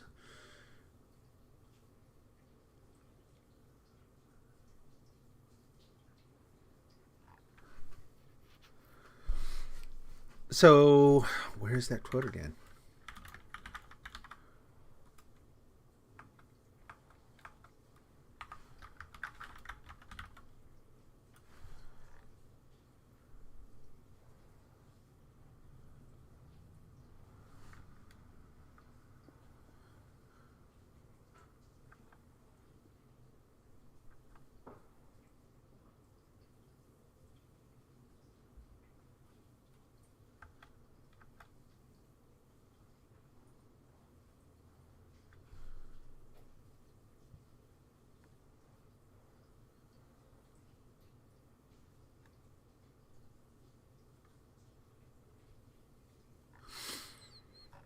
Okay. So rather than show the screen, because again, I'm very careful about what I actually show on here. So the game takes place from his point of view in a world where modern contemporary feminism became the dominant force. Basically, like I said, I'm looking for the exact quote, and I'm having trouble finding it here, because the quote attributed to this article does not show up directly in the article, apparently. Our game, The Last Night, will take place in a cyberpunk world where modern feminism won instead of egalitarianism.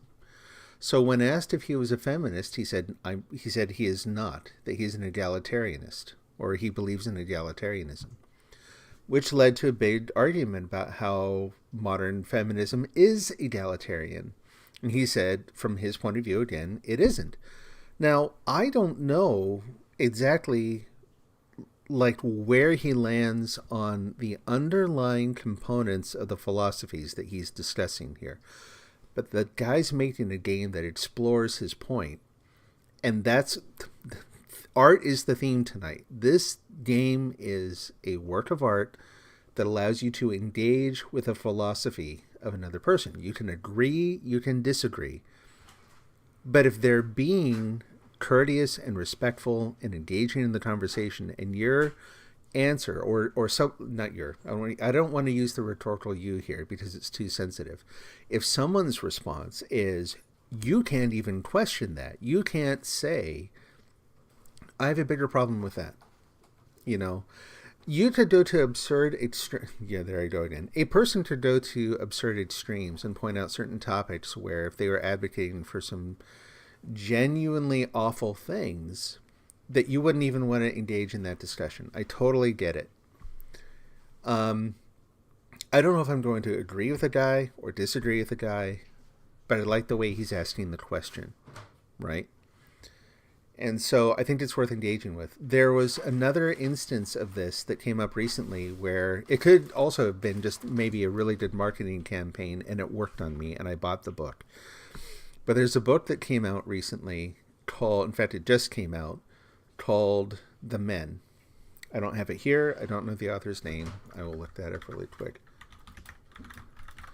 And it is another one that before it was released and before general audience had a chance to read the book, they were review bombing it on Goodreads, because the story is about a world where people who are, shall we say, from one point of view, biologically, sexually, biologically, men all disappear from the face of the earth.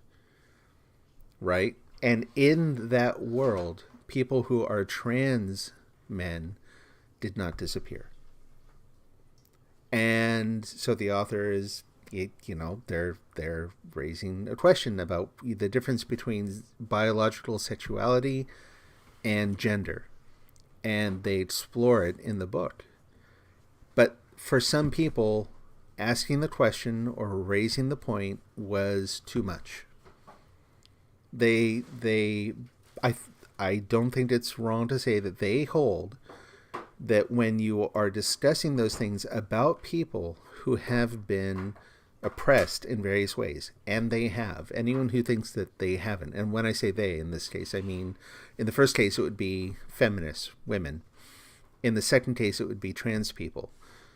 They're saying that you can't safely bring up these discussions this way because you become a part of the system that is hurting these people. And that's a point I respectfully disagree with. I think that if you don't allow the conversation to take place, you actually risk hurting the people that you are trying to protect. And a lot of people see that as, that this will come off as mansplaining. I can't help that. So be it. I can't change, what I am in discussing anything like this. I'm not asking anyone to believe anything I say based on my own gender or sexuality or any of that. I think you have to be able to have that discussion. I think it's a good example. It's only a slight parallel to all this, but I do think it comes up. So this was originally meant to be, when I restarted it, it was going to be a writing stream. And I'm trying to write my first novel now. And whenever you're writing something and you talk to anyone who's actually interested in what you're writing, first of all, you jump for joy because that doesn't happen very often. But then one of the first questions you'll get is, like what genre are you writing in? You have thoughts on that, but man, that's a touchy subject. You say you have an older point of view. No, I get where you're coming from. I totally get it. I know. And I'm like, I think I do too, but I think that there's room in the whole thing for a kind of a mutual respect where you can actually show compassion to people despite the fact that you may have differences on certain points. It's actually part of the reason that I'm interested in these ideas of conversations as art, as games or as novels, literature, because they're ways to engage very, very deeply with things. This goes back to why it's actually important, why we were talking about the what is art discussion earlier. I have no idea what this stream is going to end up looking like in the view on demand. It's like, I'm playing Fallout, and then this. So, which I don't get me wrong, I'm loving the I appreciate you listening.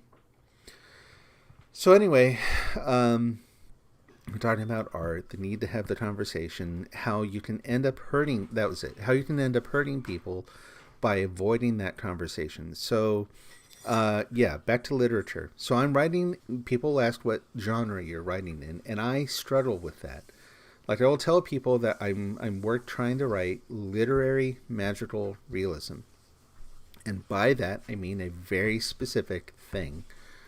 The problem with that description is that a lot of people in academia especially, or people with academic literary backgrounds, will take issue with the fact that I am a cisgendered white man saying that he's writing magical realism. Magical realism to some people is exclusively a South American, is South American or just Latin American? I believe South American genre, that you cannot write magical realism without being from a very particular place, from a very particular culture, and to do so actually subverts part of what that genre was intended to address. Where some of the definitive works in magical realism, whatever view you take of the particulars of the definition, came as critiques of colonialism. So the book 100 Years of Solitude is a really good example of this. Highly recommended read for anyone who's into literary anything. It's a challenging read at times, but I highly recommend it. I still feel like I have to go back and read it again at some point and actually probably find some good notes on it and kind of do a study of it. It's a really, really fascinating work, and it says really important things about colonialism. So when someone like me comes along and goes, yeah, I write magical realism too, a lot of people would take offense. I don't know how many. I don't know what proportion of people in general. It doesn't really matter. But there are people out there who take strong offense at that. And one response that people have had to that people taking offense is to go, well, wait a minute. The term originally came from Germany. It was based in this particular school of visual art, of painting and whatnot, that, you know, where it meant this, and then it also appeared in this other place. I think all that kind of misses the point. I want to be respectful of people, like I was just talking about. Suspender wearing, no. That too someday, but no, cisgendered. You're that, you wear them every day. I'm a belt guy myself. But anyway, so I want to be respectful of people who take that view, because all I'm trying to do really is in a word say something about the kind of stuff I write. The important parts of the definition have nothing to do with, for me, have nothing to do with colonialism or anything like that. It has to do with a certain tone in the writing, where you take ordinary things, someone just kind of sitting in a room on a rainy day, having some sort of emotional realization about something, and you write it in such a way that you try to elevate that very mundane, ordinary thing to make it feel mystical. And I love that style of writing. But not only that, you then, generally heard suspender. That's okay. That's my speech impediment. You then also take things that are genuinely like fantastic, not fantasy based. Now, talk about that in a minute, but you take things like in my story, I've talked about how there's a character, the title character has, she's kind of like, she's an empath. She is based on legends from a variety of sources of folklore, primarily European, Icelandic and Irish and Scottish and British. But also there's elements of what she is that you will also find in Japanese and Malaysian folklore and that sort of thing. She's otherworldly. She can do things that real people can't do. But you take those parts of the characters and you'd round them in very ordinary, mundane things. So you do this flip. You take the ordinary things, you make them seem mystical. You take the mystical things, you make them seem ordinary. And it creates this atmosphere where it's possible to create very strong, emotive resonance in your story if you do it really, really well. That's what I'm after in describing what it is. Magical realism is, from one point of view, the best descriptor for that. Like I said, let's get back to a lot of people will get very upset at the fact that, I refer to what I do as magical realism, or that there are other writers out there who use that term. They'll come up and say, you don't write magical realism. And I'm not making this up. This is a paraphrased quote from, you guessed it, Twitter, where people will say, look, if you're white and you're writing blah, blah, blah, you're not writing that, you're writing fantasy. And I'm like, no, I'm not. If I told someone I was writing fantasy and then showed them my story, they would think it was garbage. Maybe they will anyway, but they'll think it was garbage for other reasons. They'll be like, this is nothing like fantasy. And they'll have their own laundry list of things that go into that kind of writing. It isn't fantasy. So what do I call it? Well, the same thing is happening. Now dating back to that, how you can inadvertently hurt the people you're trying to help. I saw a really good article by someone who's been classified as a magical realist writer from a South American country who was saying they don't like that description for their writing anymore. And they don't like it for two reasons. They don't like it because well-meaning people have taken that term and blanket applied it to almost all writing coming out of a particular region in the world. Right? It's all the writing coming out of South America that they're like, oh, magical realism. They're like, no.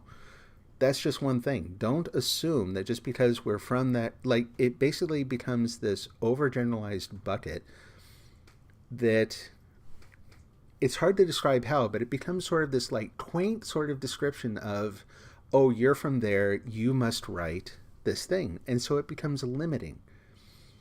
So a lot of people are rejecting that description because it ends up, pigeonholing them in one set of expectations for their work. Like, you can only legitimately come on the scene and participate in the world literary community if you line up with our expectations about what folks from your part of the world write. That's one aspect of the problem. The other one was actually from a Native American writer who has also had that term applied to their work, who rejected it, I thought, for even more interesting reasons, because they don't like the term magical. And they don't like the term magical specifically because that term has been used as a diminutive, sort of dismissive term for their religion or their faith. Whereas someone coming from a Western or a particularly like a European background coming in and looking at Native American culture is like, oh, there's, their religion is magic, and it's this, and it becomes a way. It's like, okay, so someone outside their society comes up and says, oh, I have faith, but you have magic. Maybe you can kind of see how that also would be dismissive. Like mine is this serious sort of mature thing. Yours is spooky and mystical and ooh. And so they rejected it because the term magical, again, is sort of has a negative connotation when used the way it's being used in those discussions.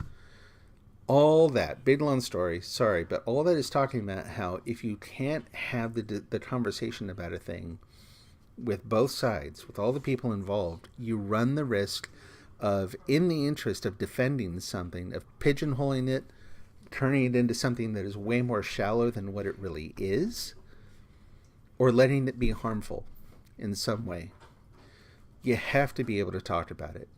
So I don't know if I'm going to agree with Tim Surrey or not. I don't know if I'm going to agree with, her name is Sandra Newman, who wrote The Men.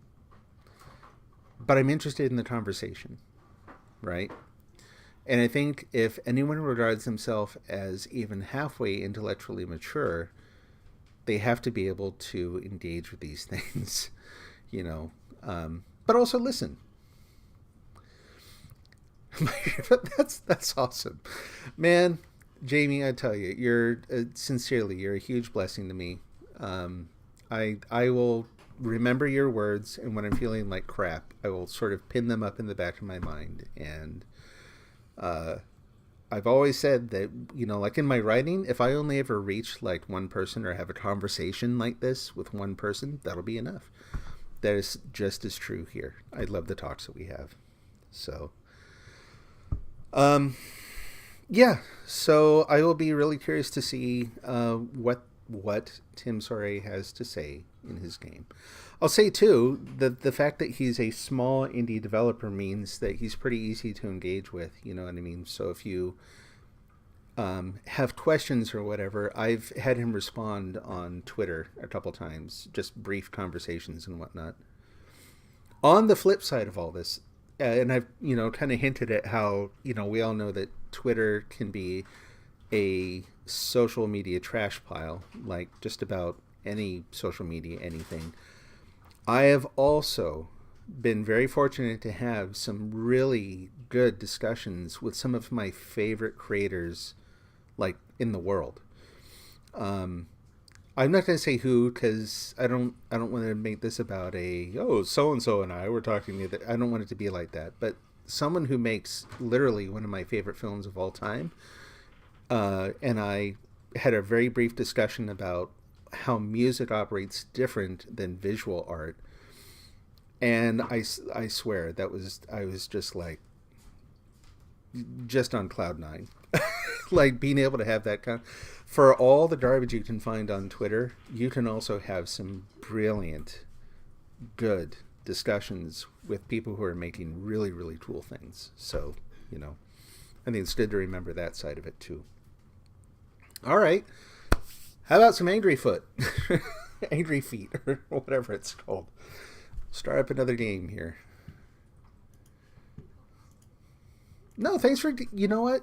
Thank you for giving me room to talk about this. This is something that I obviously feel passionate about, that I always feel like I'm either wasting people's time or that I'm not going to, get a lot out of it. So, yeah, I tell you what, I'll tell you sometime offline.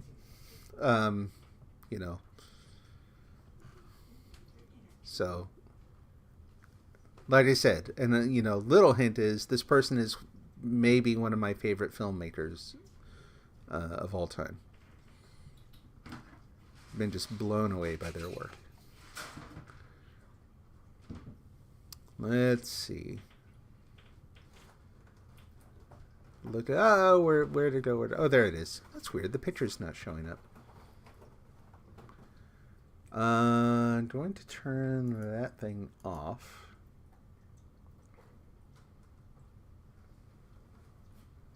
Uh-oh. Oh, there it is. I'm like, where's my other... Where's the thing? I found it.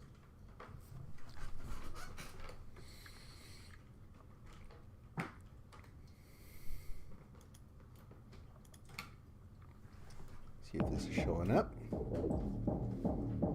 Looks like it's showing up.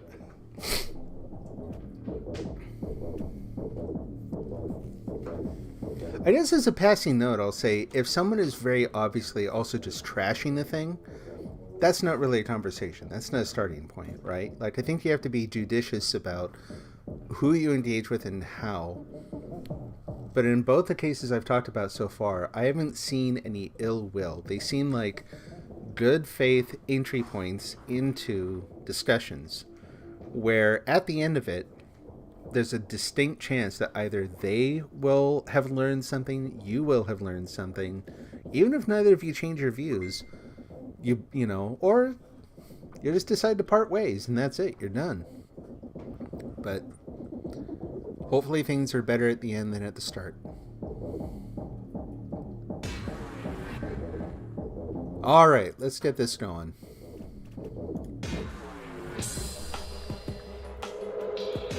I can't remember which things I've done here, so I'm just going to start... Oh, we got the demo. Yeah, so drink some wine. Let's see. Say hi to my girlfriend, apparently. Let's see, a little popcorn. Let's see if I can grab the popcorn. Oh, apparently I'm just throwing it, not eating it. I can't grab the wine bottle, it seems. What else? What else can I grab here? Oh, the phone, of course. Boot up.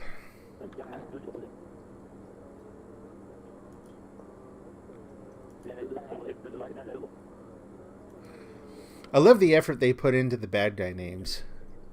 Like, in the release version. This is a demo, by the way. This is a free demo. You should go try out this demo. But it makes me wonder if they're actually going to call them Crime Dang in the real thing. Oh, look, I'm playing Snake on the Nokia. What am I doing now? Can I get up? Popcorn, knock over that wine glass. Oh. Well, I have a paper. Now what do I do with it? That's a bug. I have no idea what that's supposed to say.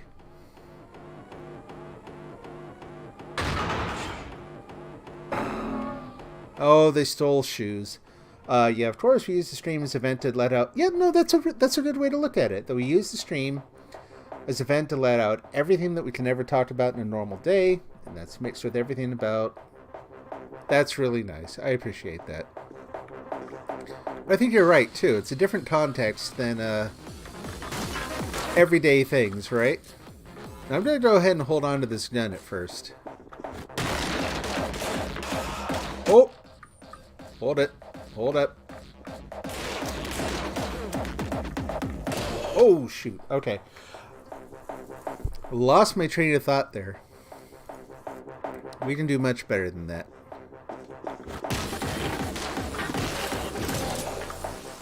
Nah, that's not it, though. That is not doing much better than that. Here we go. Better this time.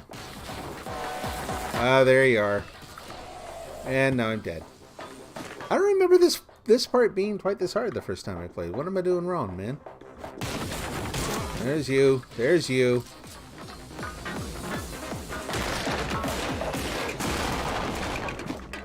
And that's how you take a bunch out all at once. Okay. Grab another gun. Make sure I'm not missing a door that way.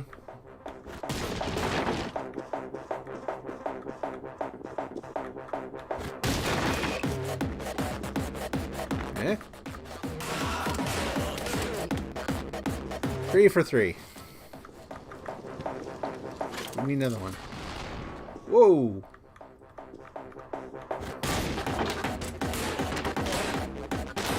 Ah, man. Shoot.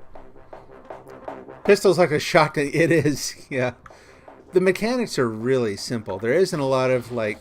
You can end up feeling like you're really good at aim in this game, partially because the gun just does some... It auto-kill, right? It is just devastating right from the get-go.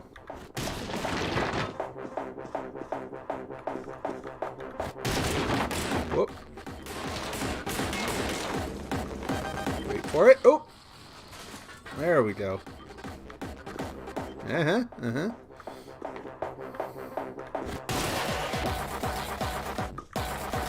Take you out the foot. Come on out. There you are. So we got plenty of ammo in that thing. We're not getting rid of that. Whoa. Got him. What about here? Oh. Okay. Guy in the can. Okay.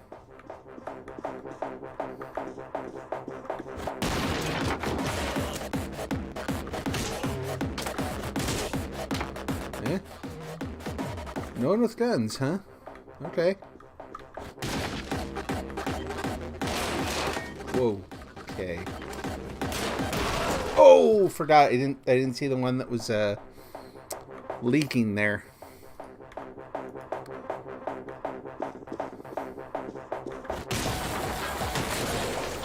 Really? But I got him.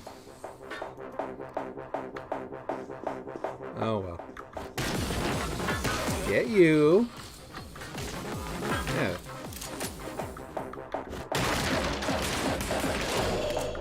Wow.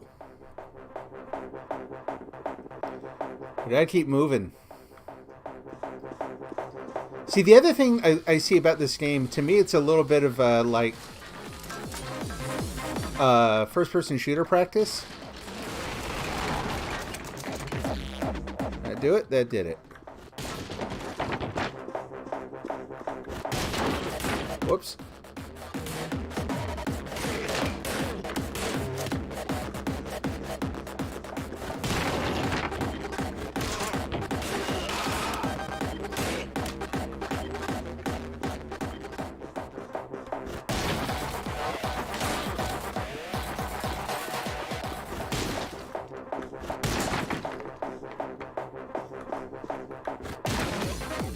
Oh, couple guys in there.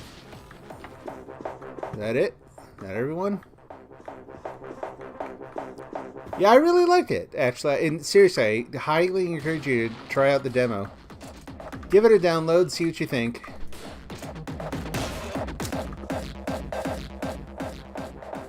Alright.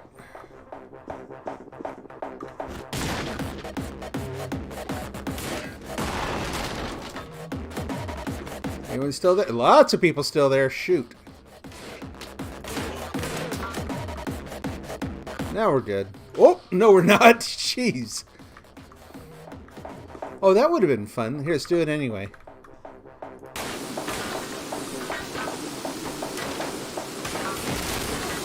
There we go. Little note for next time, how to take that. It doesn't auto shoot. Nope. That's just me pulling the trigger.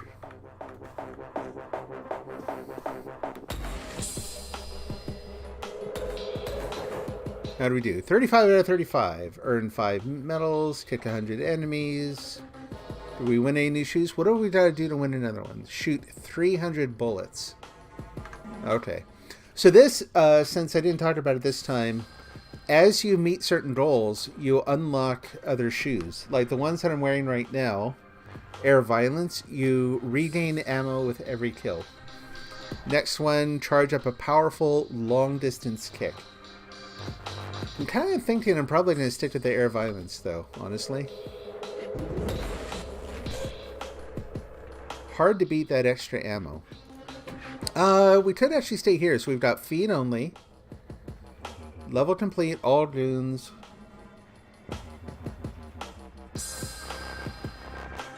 Very calm, very cool and collected then. Yes.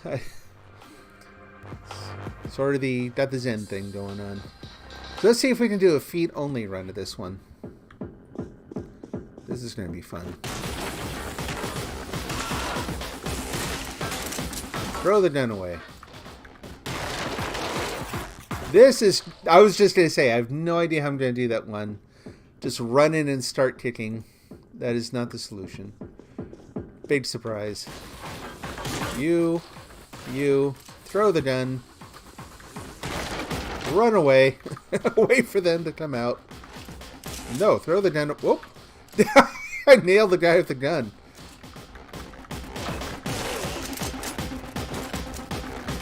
So many guns to throw away.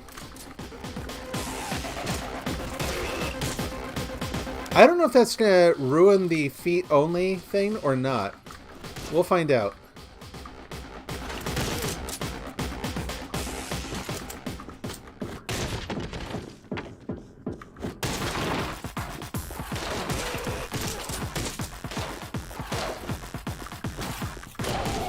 Oh, man, shoot. This is called Angerfoot.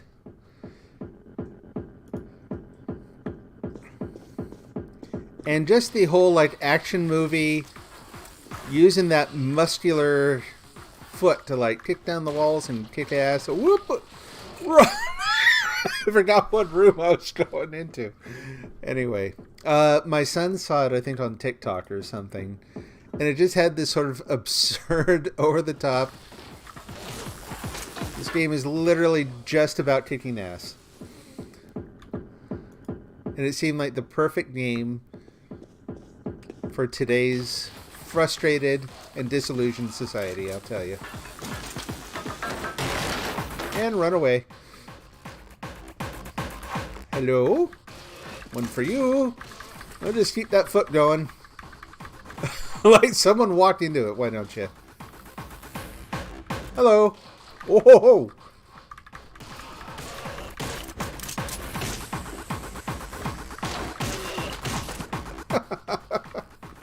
Anyone else? Okay, get rid of that thing. No, get rid of him.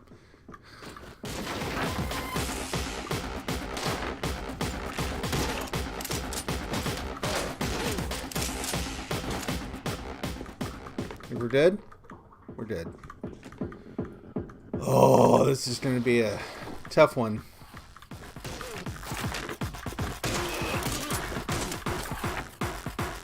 It's not difficult in terms of the basic mechanics. They give you so much leeway. Well, that was good timing. They give you so much leeway. Like you can see, it is not a precision kicking game. You know what I mean? You can kick in the general direction of the bad guys. All the challenge is around sort of like a higher order strategy. How are you going to approach the room? And, you know, timing challenges, that sort of thing.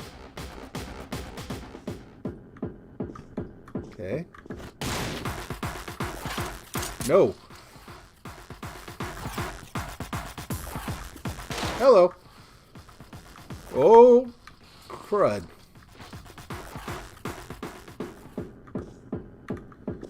I did it. Get! Oh, I tried to move to the side. Anyone would throw their back out kicking like that. Dude has an inhuman leg to be able to do this. Whoop, whoop, whoop.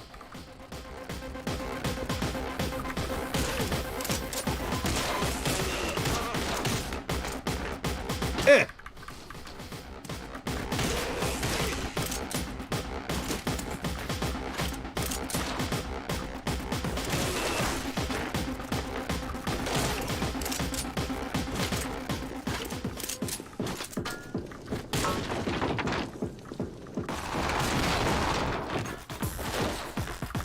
Okay, so what we're going to try to do is run into that room, get the guy around the corner, hide there instead, and try to get the other guys to come down.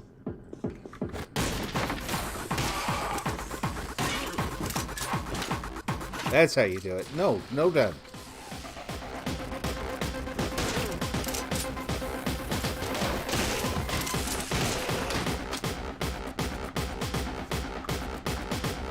Right at you. Missed! I'm gonna take out. Oh, I got beat by the other guy.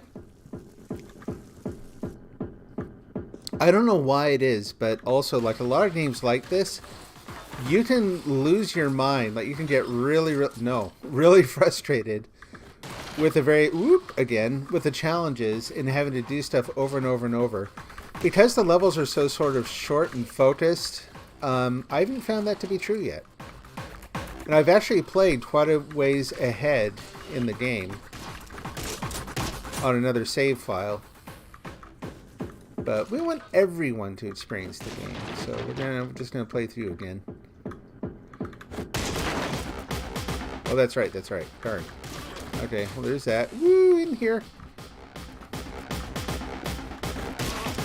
Yeah. You just see them, like, sticking their... Whoop. Uh-oh.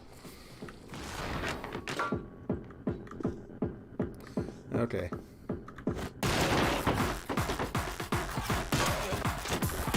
The way they run through the door kind of slowly with their arms sticking out. Kind of handy, actually. No guns. Whoop. Dang it. That's nothing. That's those guys. Is there another door in there? No, it's just an empty room. Okay. And that's just the way through there. I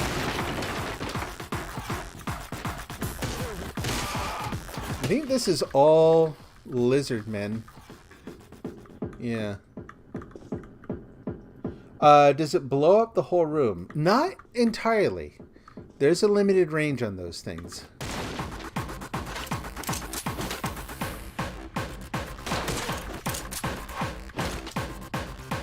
Pile the guns in the corner. But it does blow you up if you kick them, apparently. That's a first.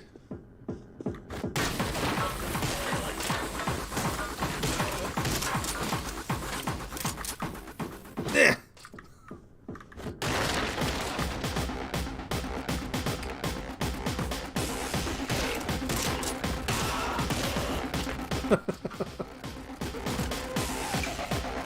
Eh?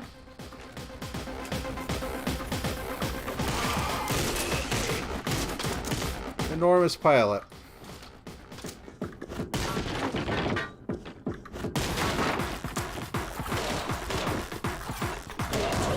Man!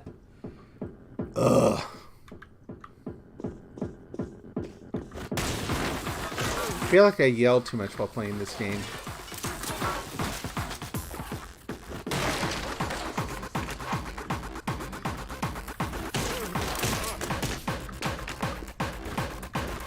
A little closer, please. There we go. Hold that. Hello.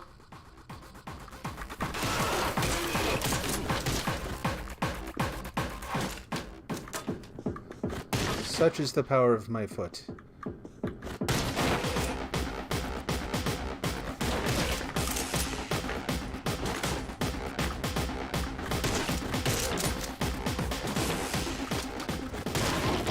Whoop. Hello.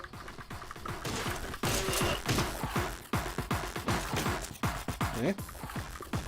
Oh, sneaky.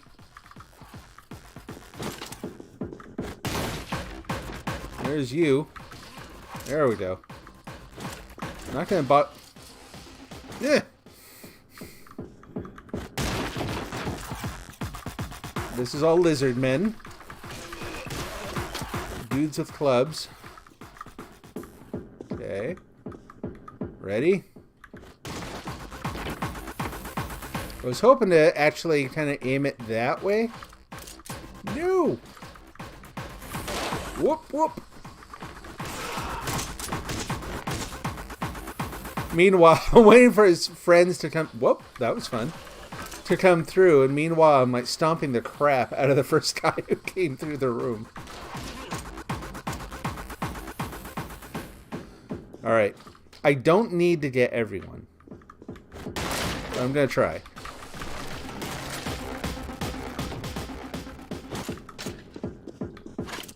No. So, did it work?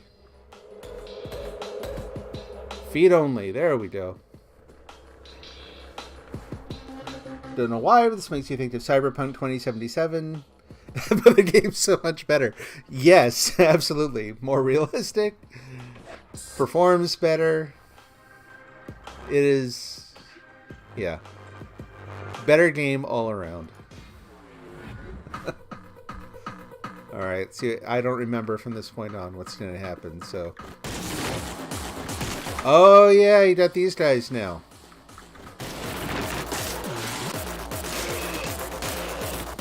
That's fun. Neon blood everywhere. Yeah.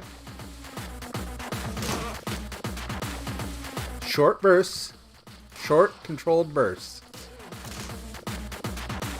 There we go. So the beers, by the way, if you drink them, will slow you down. Let's go ahead and see what that looks like.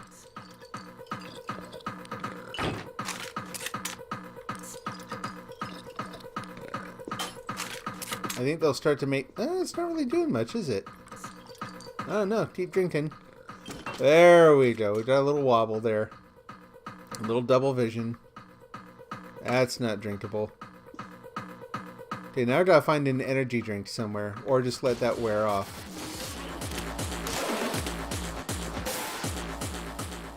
Tape? Never noticed a tape before. I think we're doing fine for ammo, so I'm going to leave that alone. Bathroom! Let's see who's in the bathroom. No one! I love how the music picks up when you take someone out, too. It's kind of fun.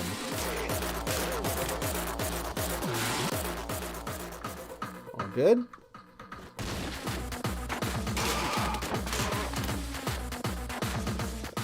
Like this gun.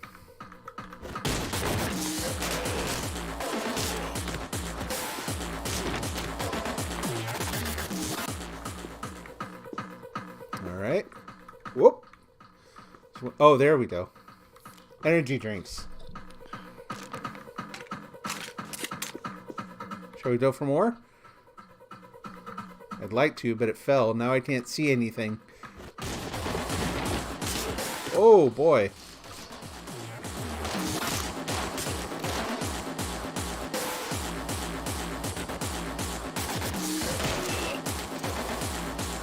Got one bullet back.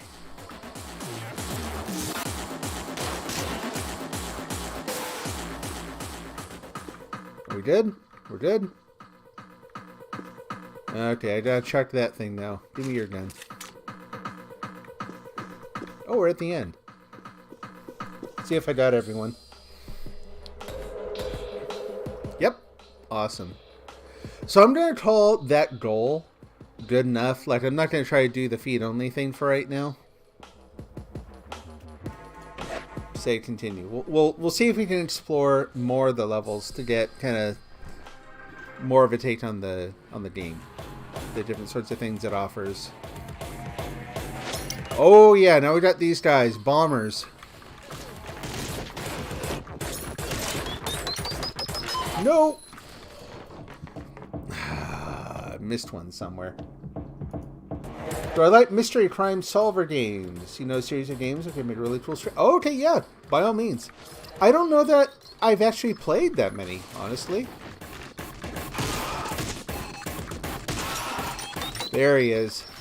Creep. Okay.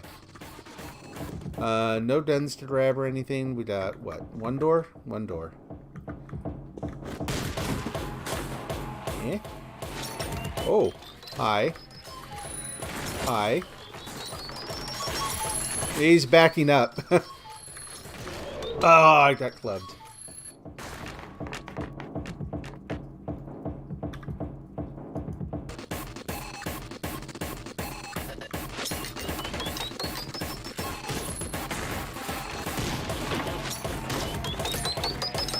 You can kick the bombs. I never noticed that before. So you can send the bombs back at them.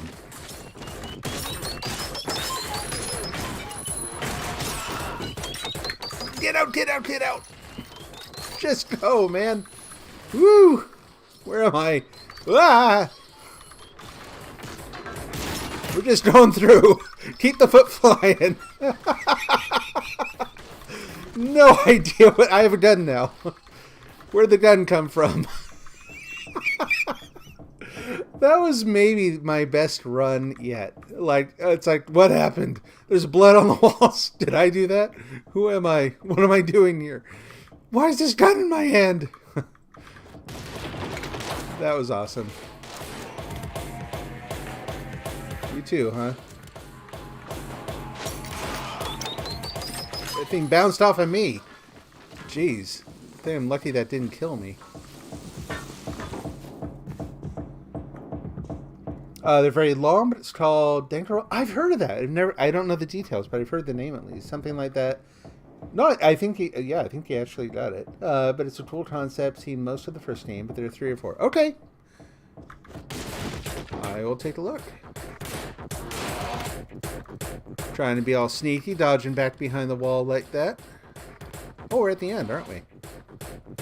Why not? There we go. Just for sneaky SOB. Run! Get out before the bomb goes off. Ah, I missed a guy. Okay, we gotta go back. I have to at least get that. That's sort of my minimum criteria for level. And that one was kind of fun. No, we're not doing that yet. Go back here. Go back here.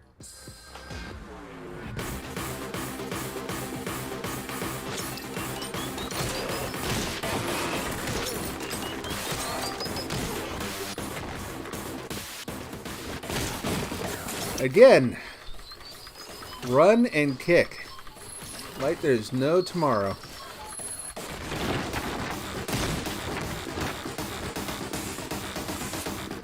Oh, yep, there's the guy I missed last time. And sorry if I'm yelling, the music is super loud in my ears.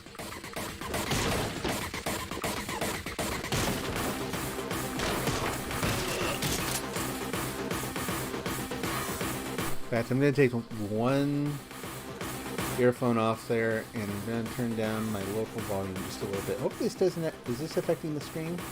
No, it doesn't look like it's affecting the stream.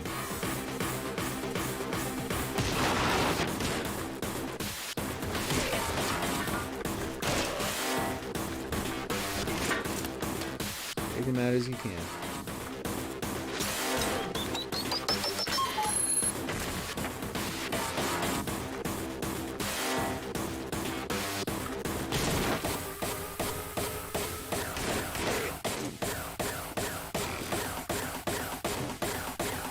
Oh, right.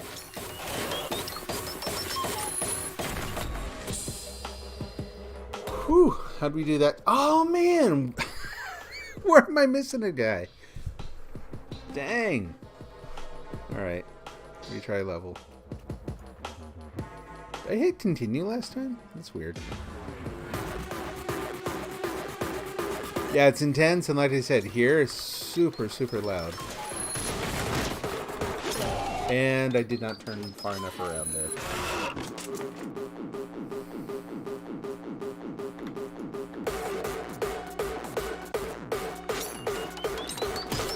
Take the direct approach.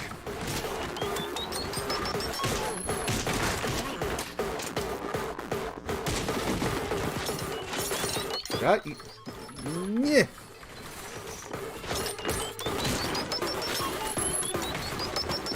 Yep, move past the couch. I got stuck on the couch.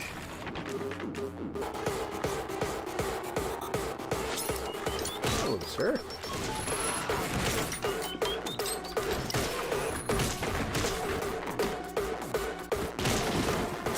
One, two, three, crunch, three. And he backed up. Oh, he actually took out the guy who's behind me there. That was kind of convenient. Stay there for a minute. Take him out. Where'd my foot go for a second? I just keep running. Get away from the bomb that dude just dropped. Where's your gun? There we go. Oop.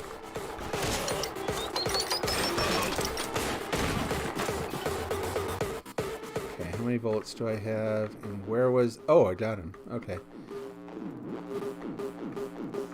Let's really make sure I'm not missing a room or a door here. Because, again, I keep missing someone.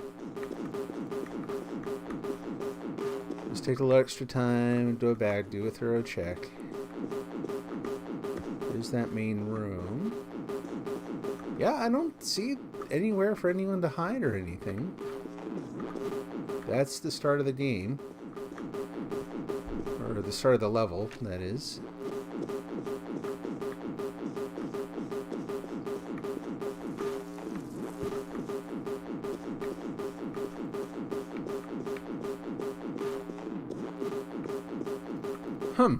I don't know.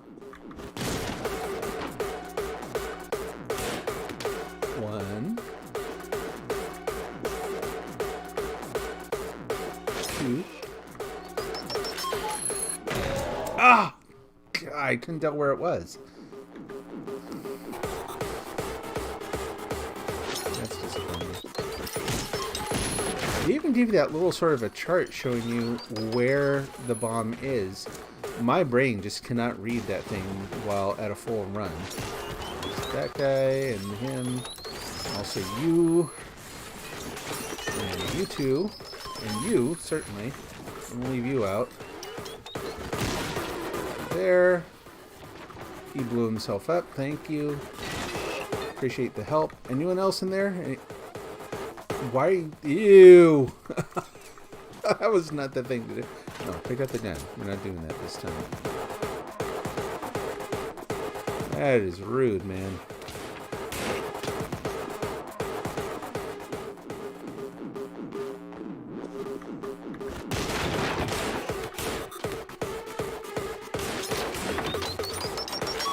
No.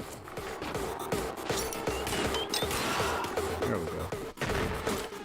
That one will have one more. Yeah.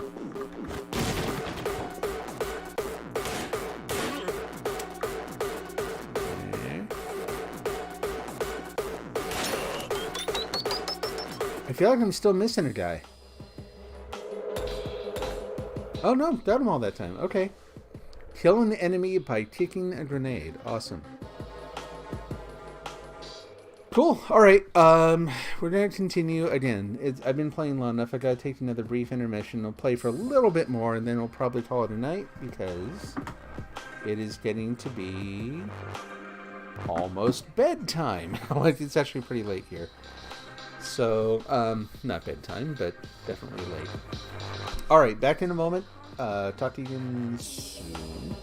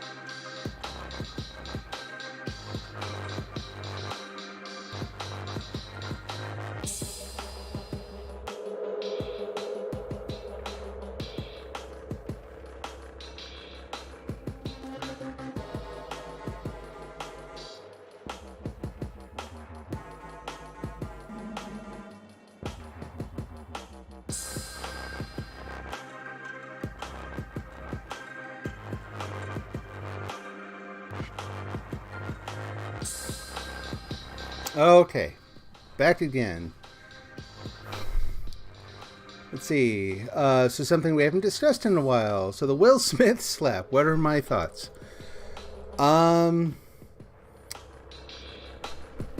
Yeah, it's actually a good question. So yeah, let's see if I can do this while also running around taking the credit. Oh shoot! I started the wrong one.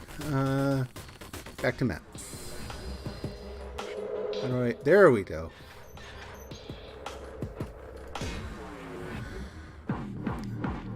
So yeah, I think it was personally. I think it was a bad move on his part.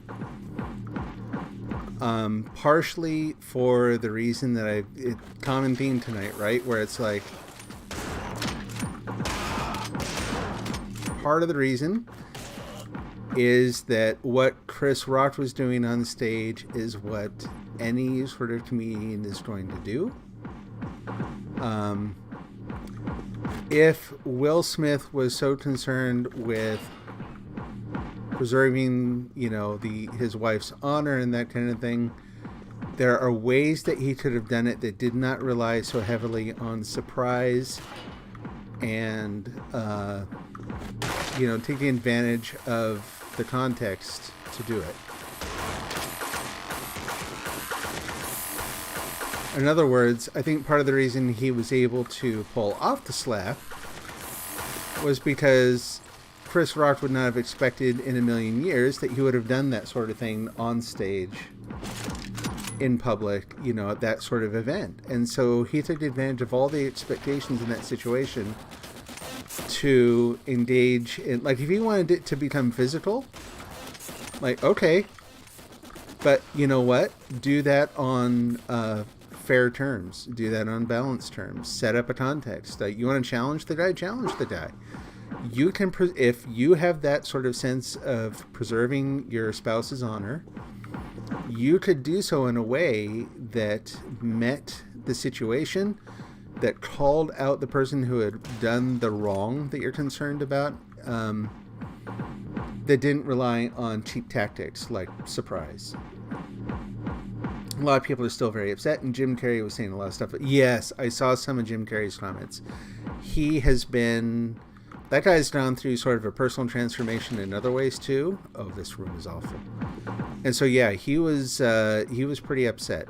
And I don't know about upset. He was just unapologetic in terms of saying, like, that was BS, and he should not get away with it. Like, I can't remember if he basically said, he shouldn't, like, work in the industry anymore. Like, that's it. He should be done. I don't remember the details. I just remember that, yeah, he was just unapologetic in his stance that it was a garbage thing to do. And I frankly, I would agree. I think it was beneath him. For all his claims of, sort of a classic education, the guy doesn't seem to have a very well-developed sense of what honor really means.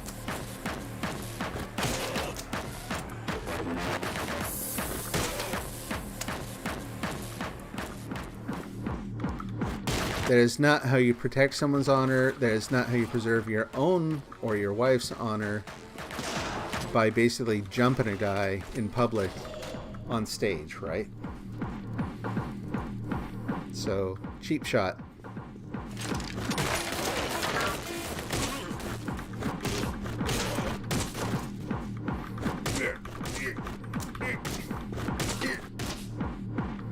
Make sure he's down.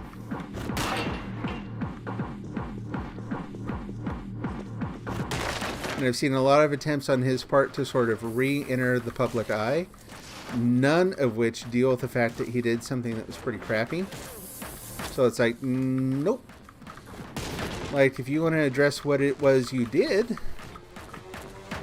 have a conversation with people, that would be one thing. Oh man, I keep forgetting about that other guy.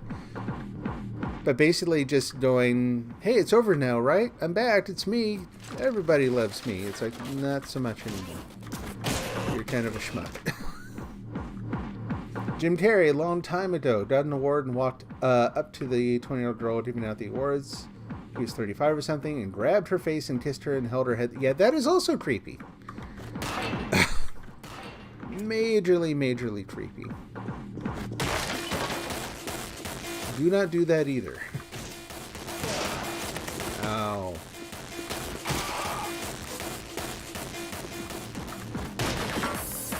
Ironically, it might be his...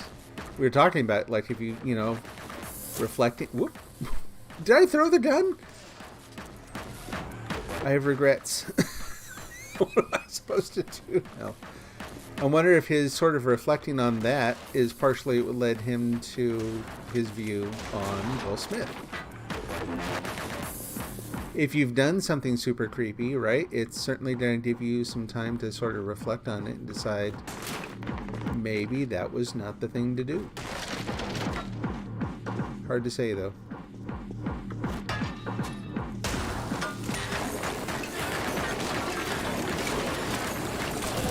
Yeah. Didn't have enough ammo to make it through there. This one room might take a while. It took me a while the first time I went through, so... Let's try not to throw the shotgun this time.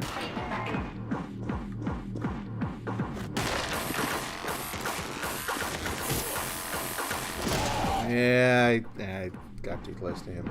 Jim Carrey also did the same to Will Smith when Will got an award for a good kiss scene or something, and Jim stuck his tongue out and everything while trying to kiss him, and Will held him back. Yep. Also, personal boundary issues.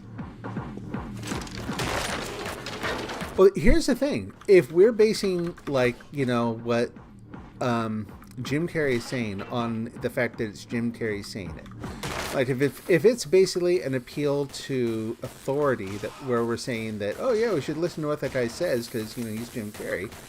He's got a lot of examples that would say not a good authority on the subject, you know. Or even if he is, he's learned primarily by screwing up.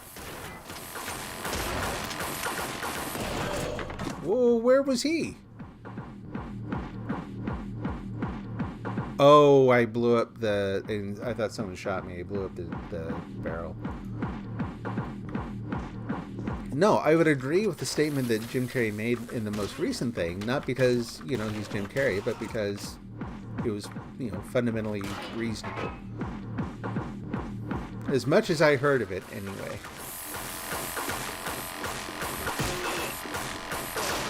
I gotta work on that better. Made it through here the one time without getting shot at all. That guy and him. Oh, there's that barrel. Didn't get him though.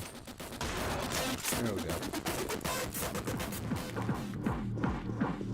Okay, got a lot more ammo this time. I wonder, do the cameras mean anything? Like, I sometimes take them out just because it feels like you should. That doesn't do anything. I've seen people saying Jim Carrey should apologize to Will Smith for saying so much about... I don't know about that, personally.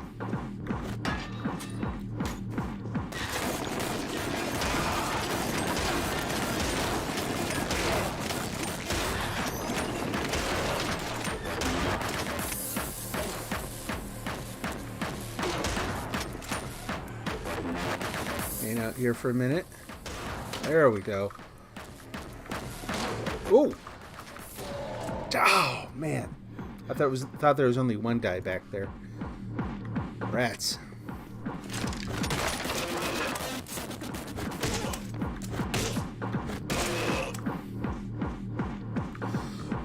Excuse me. If something in the way he said it, like if there's something in the context or the presentation of it that was ill-considered, I might agree with the idea that, you know, he should apologize because, you know, it's not just what you say, it's how you say it and choosing the right time and the right framing and everything. But talking about that in an interview where that's kind of the point, personally, I wouldn't have a problem with. Camera. People have a funny sense of what deserves and what requires or demands an apology, though. You know, Will Smith is not some, you know, naive kid who Jim Carrey took advantage of. You know?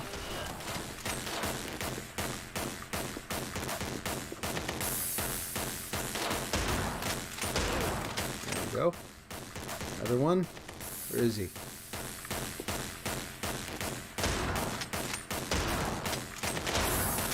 Wait, can I? Oh, did I get him? I think I got him. Oh no, I didn't. Why is that one guy proving so difficult to hit? Oh, there we go. You liked Will Smith a lot, so when it happened, you sided with Will Smith. And I think that's honestly, I think that's what he was relying on, was knowing that his charisma would win over a lot of people. But you know, you shouldn't have done it, but you just don't like comedians that much because they can cross the line. Well, yeah, I think you're right. Like, does the line exist for comedians? Yes. Did he cross it in that particular case? Personally, to me, doesn't really feel like it. Tasteless, maybe. Immoral or something? I would struggle more with that idea. Okay. Died 30 times. Yeah, there's an accomplishment. Jackie Town. Let's open them up.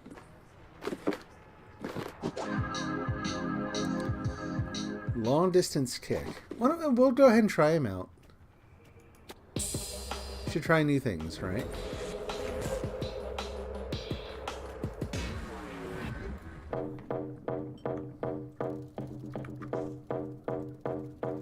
Well, that's interesting.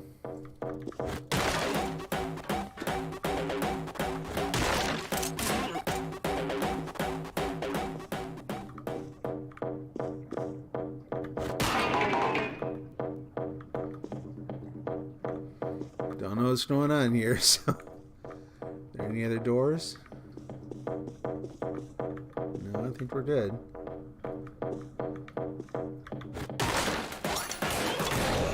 Wow, I just got hit straight in the forehead with a bomb. Try that again.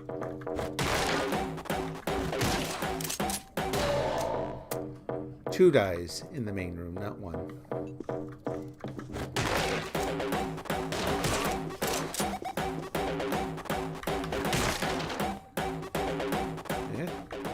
Okay. No, I liked Will Smith a lot too, you know. Really enjoy his work. And I got clubbed or bombed or both.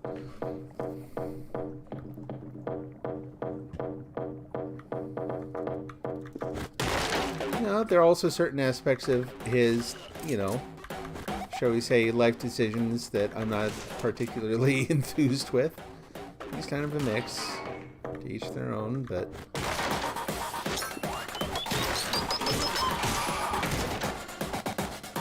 Yep, best to just stomp your way through that part. Whoops! I was going to see if I could drink the wine, but I'm guessing that's a no. No.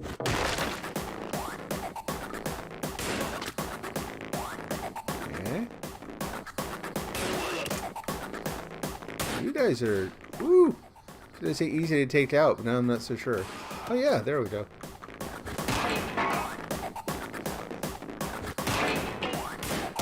Oh! Darn it.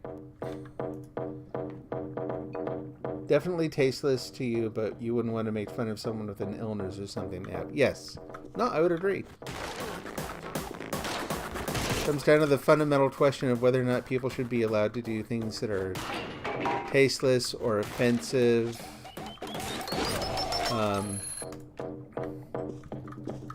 You know, a lot of current discussions around things like this kind of fall along those lines where it's like, is the potential sort of like emotional damage caused by people making those kinds of jokes the same thing as other kinds of harm, right? So if someone's saying something like that, especially in a very public way like he did, is that essentially the same as hurting someone, say, physically, where we have laws around hurting them physically, but you can, you know, say pretty much, you know, unless it is, you know, special things around libel or perjury or slander, you can say an awful lot. You can get away with saying an awful lot.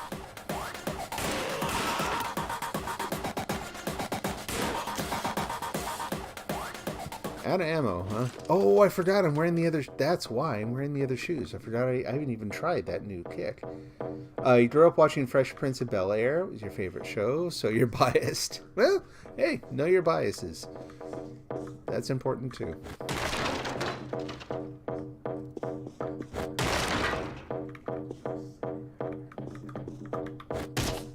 No one there.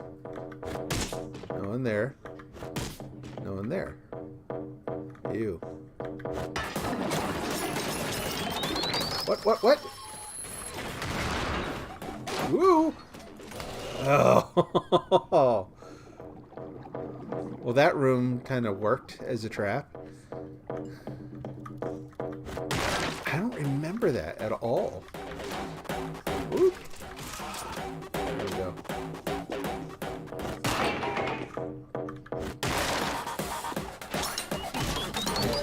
Okay, so I gotta work on that long distance kick thing and see what it does. Whoa, it moves you too. So it lets you kind of like teleport a little ways into the room, which so far is not a good thing.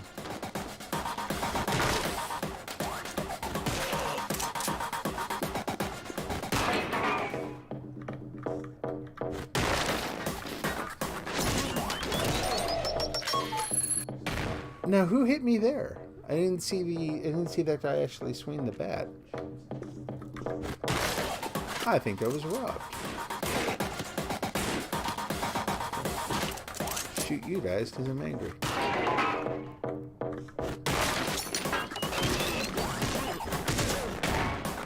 Okay, there we go.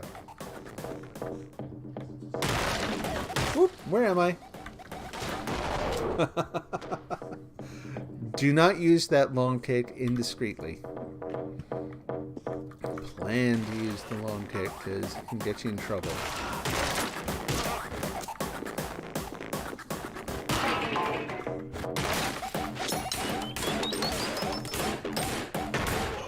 There we go. Except now I'm out of ammo. Did keep it to throw at people, but nah. Run! Got him. Whoops. Hitting the bars. No! There we go. Oh, forget it. Here we go. Get rid of that one. See if we can do better here. Pardon me, sir. There we go. Much better. Anything else of interest in there? What are you guys guarding in here, by the way? Except for these awesome guns.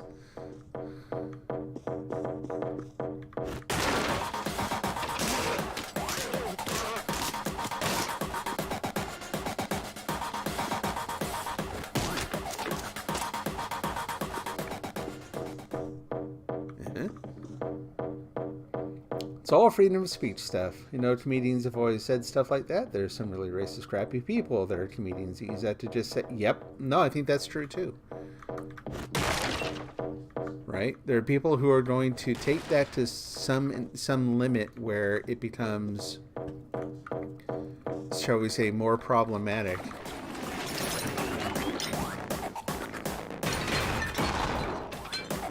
Hopefully that's done. What did that do? Whoa, okay. What, did he drop out of the ceiling or what? Alright, well.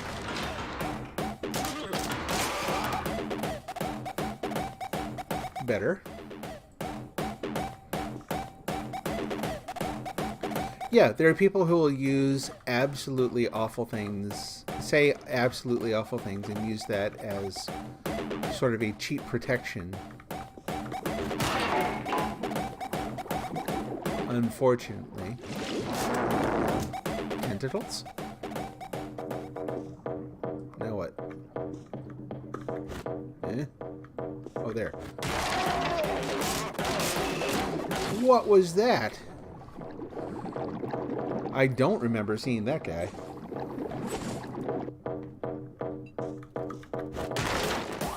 Alright, couple more attempts here and then I'm going to call it a night, I think. Yeah, and it's I think those cases are the ones that are more interesting to discuss in terms of the question of whether or not someone's actually doing a sort of equivalent kind of harm by what they say. Because it's easy to talk about someone saying something insulting or belittling and going, oh, well, it's just words, you know. Are they really being hurt? I guess I should kick to make sure I get rid of that bomb. Whoops, mistimed that. But when it comes to things that actually have a different level of protection,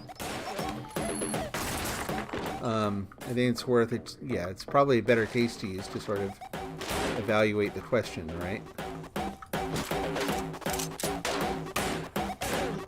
You both sit there and shoot the bars all day. Right in the face.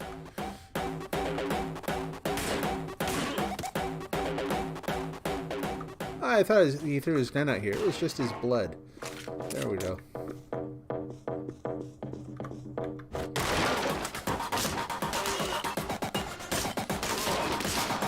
Ooh, I missed him. Oh, darn it. Wow. You stomped the... Where's the other one? Whoop. Oh, stupid bugs. Blame the bugs. It's your fault.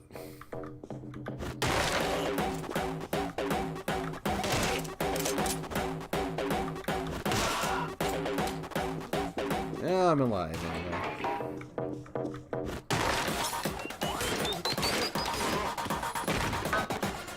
Okay, good. Where's the door?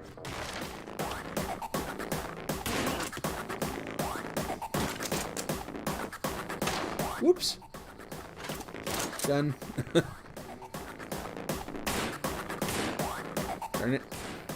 Darn it. Got your arm. It counts.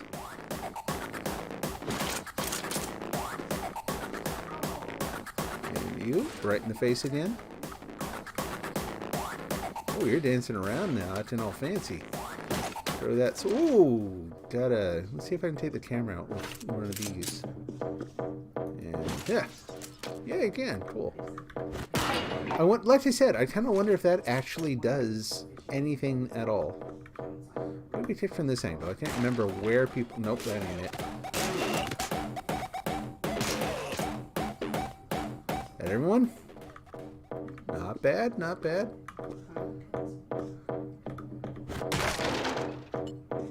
And tentacle, right? Nope, nope, this thing. Spin that, get out.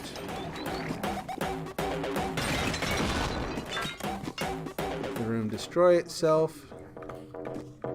Took out the bomber guy. Both the bomber guys. Wow, okay.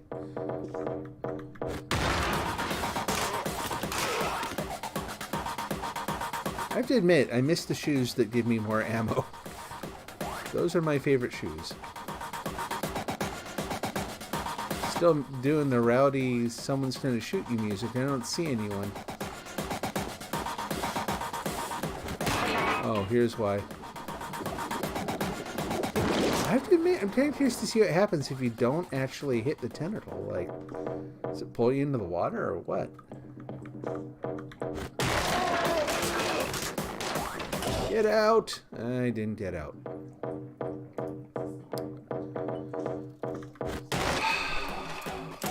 Just not do it. There, see, I got the timing better.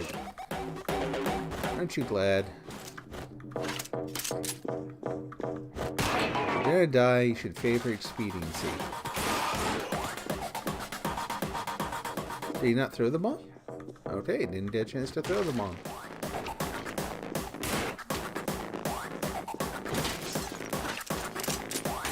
Oops. There we go. 3 shots. Should be enough. Yep. Grab one of those bad boys.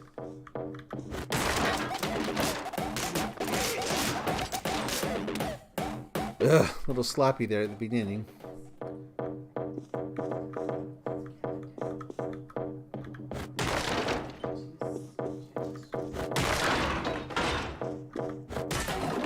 curious to see where those guys come from. Not curious enough to actually stay in the room though.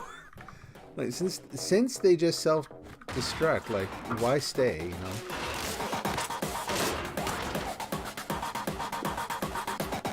Good.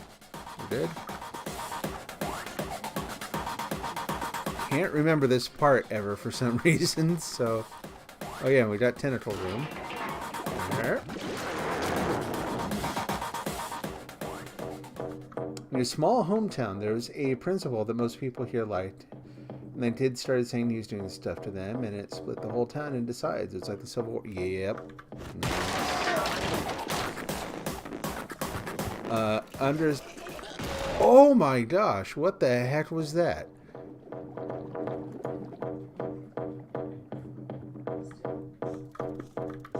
Wow, okay.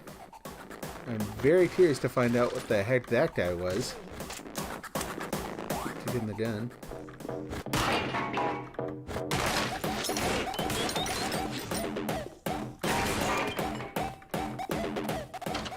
I would throw the gun, but I need it. I need it. Whoop. That's why.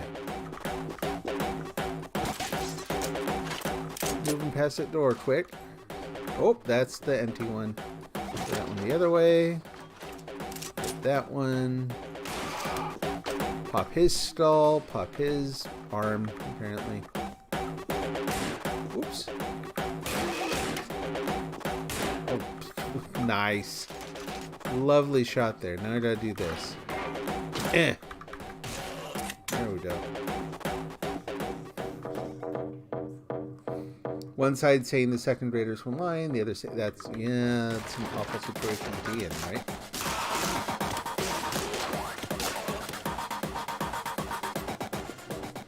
That is tough. It's one of those things where you would hope, like there are all kinds of systems in place to make sure that those sorts of things are carried out, hopefully with a certain degree of discretion. But even so, oops, those kinds of things can't sometimes come to light without there being some intrinsic damage done, right?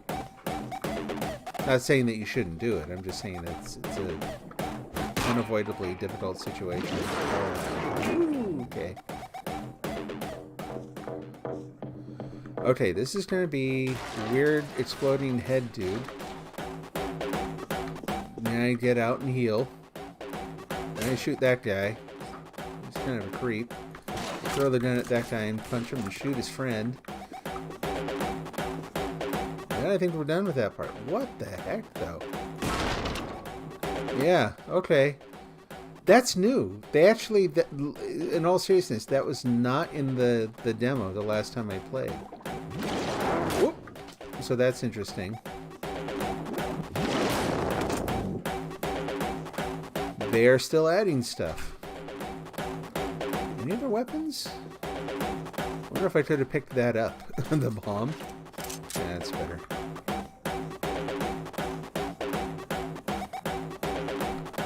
It was so bad for a year and a half, it eventually was found out he did it, and people still won't believe it, even though he took the time. He took the time instead of fighting. Yeah, I'm sorry to hear that.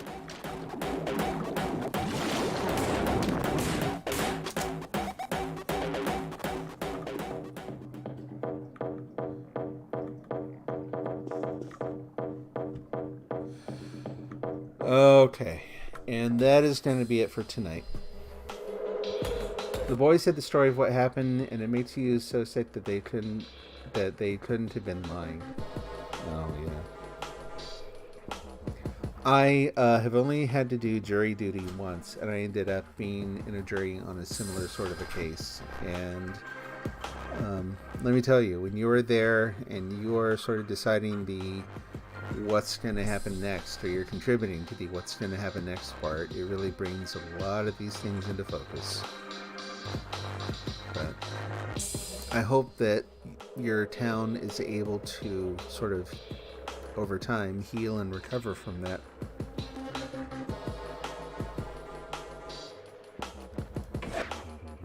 Alrighty. It's been a fun stream. I'm very curious to see. I've been getting not like a ton of views, but more views on my streams lately. I will be very curious to see how many I get from this one, and if there's any feedback at all, what kind of feedback I get. So, because it almost doesn't matter where you stand on a lot of the things we talked about tonight. They're going to be contentious no matter what. So, but hey, anyone who made it this far, Jamie included, thank you for listening. Like I said, it was a fun night. Enjoyed talking through a lot of this. Hope there was some sort of value or insight in it. And again, if I said anything that you think is nuts or you agree, either way, do put something in the comments, whether you're on Twitch or Twitter or YouTube, any of those. Let me know what you think. And hope you have a great week. I'll be back next Tuesday to probably start out with Fallout again, but might explore doing this sort of thing more often, you know, splitting up the stream into a couple different things, just so that it's not 3 hours of one game. So, oh, thank you for the reminder. I will go check that out before I actually leave my seat here. I have to admit, though, I'm nervous. Oh boy. Okay, awesome. All right, well, have a good week. Take care. God bless, and we'll see you again in a week. Bye-bye.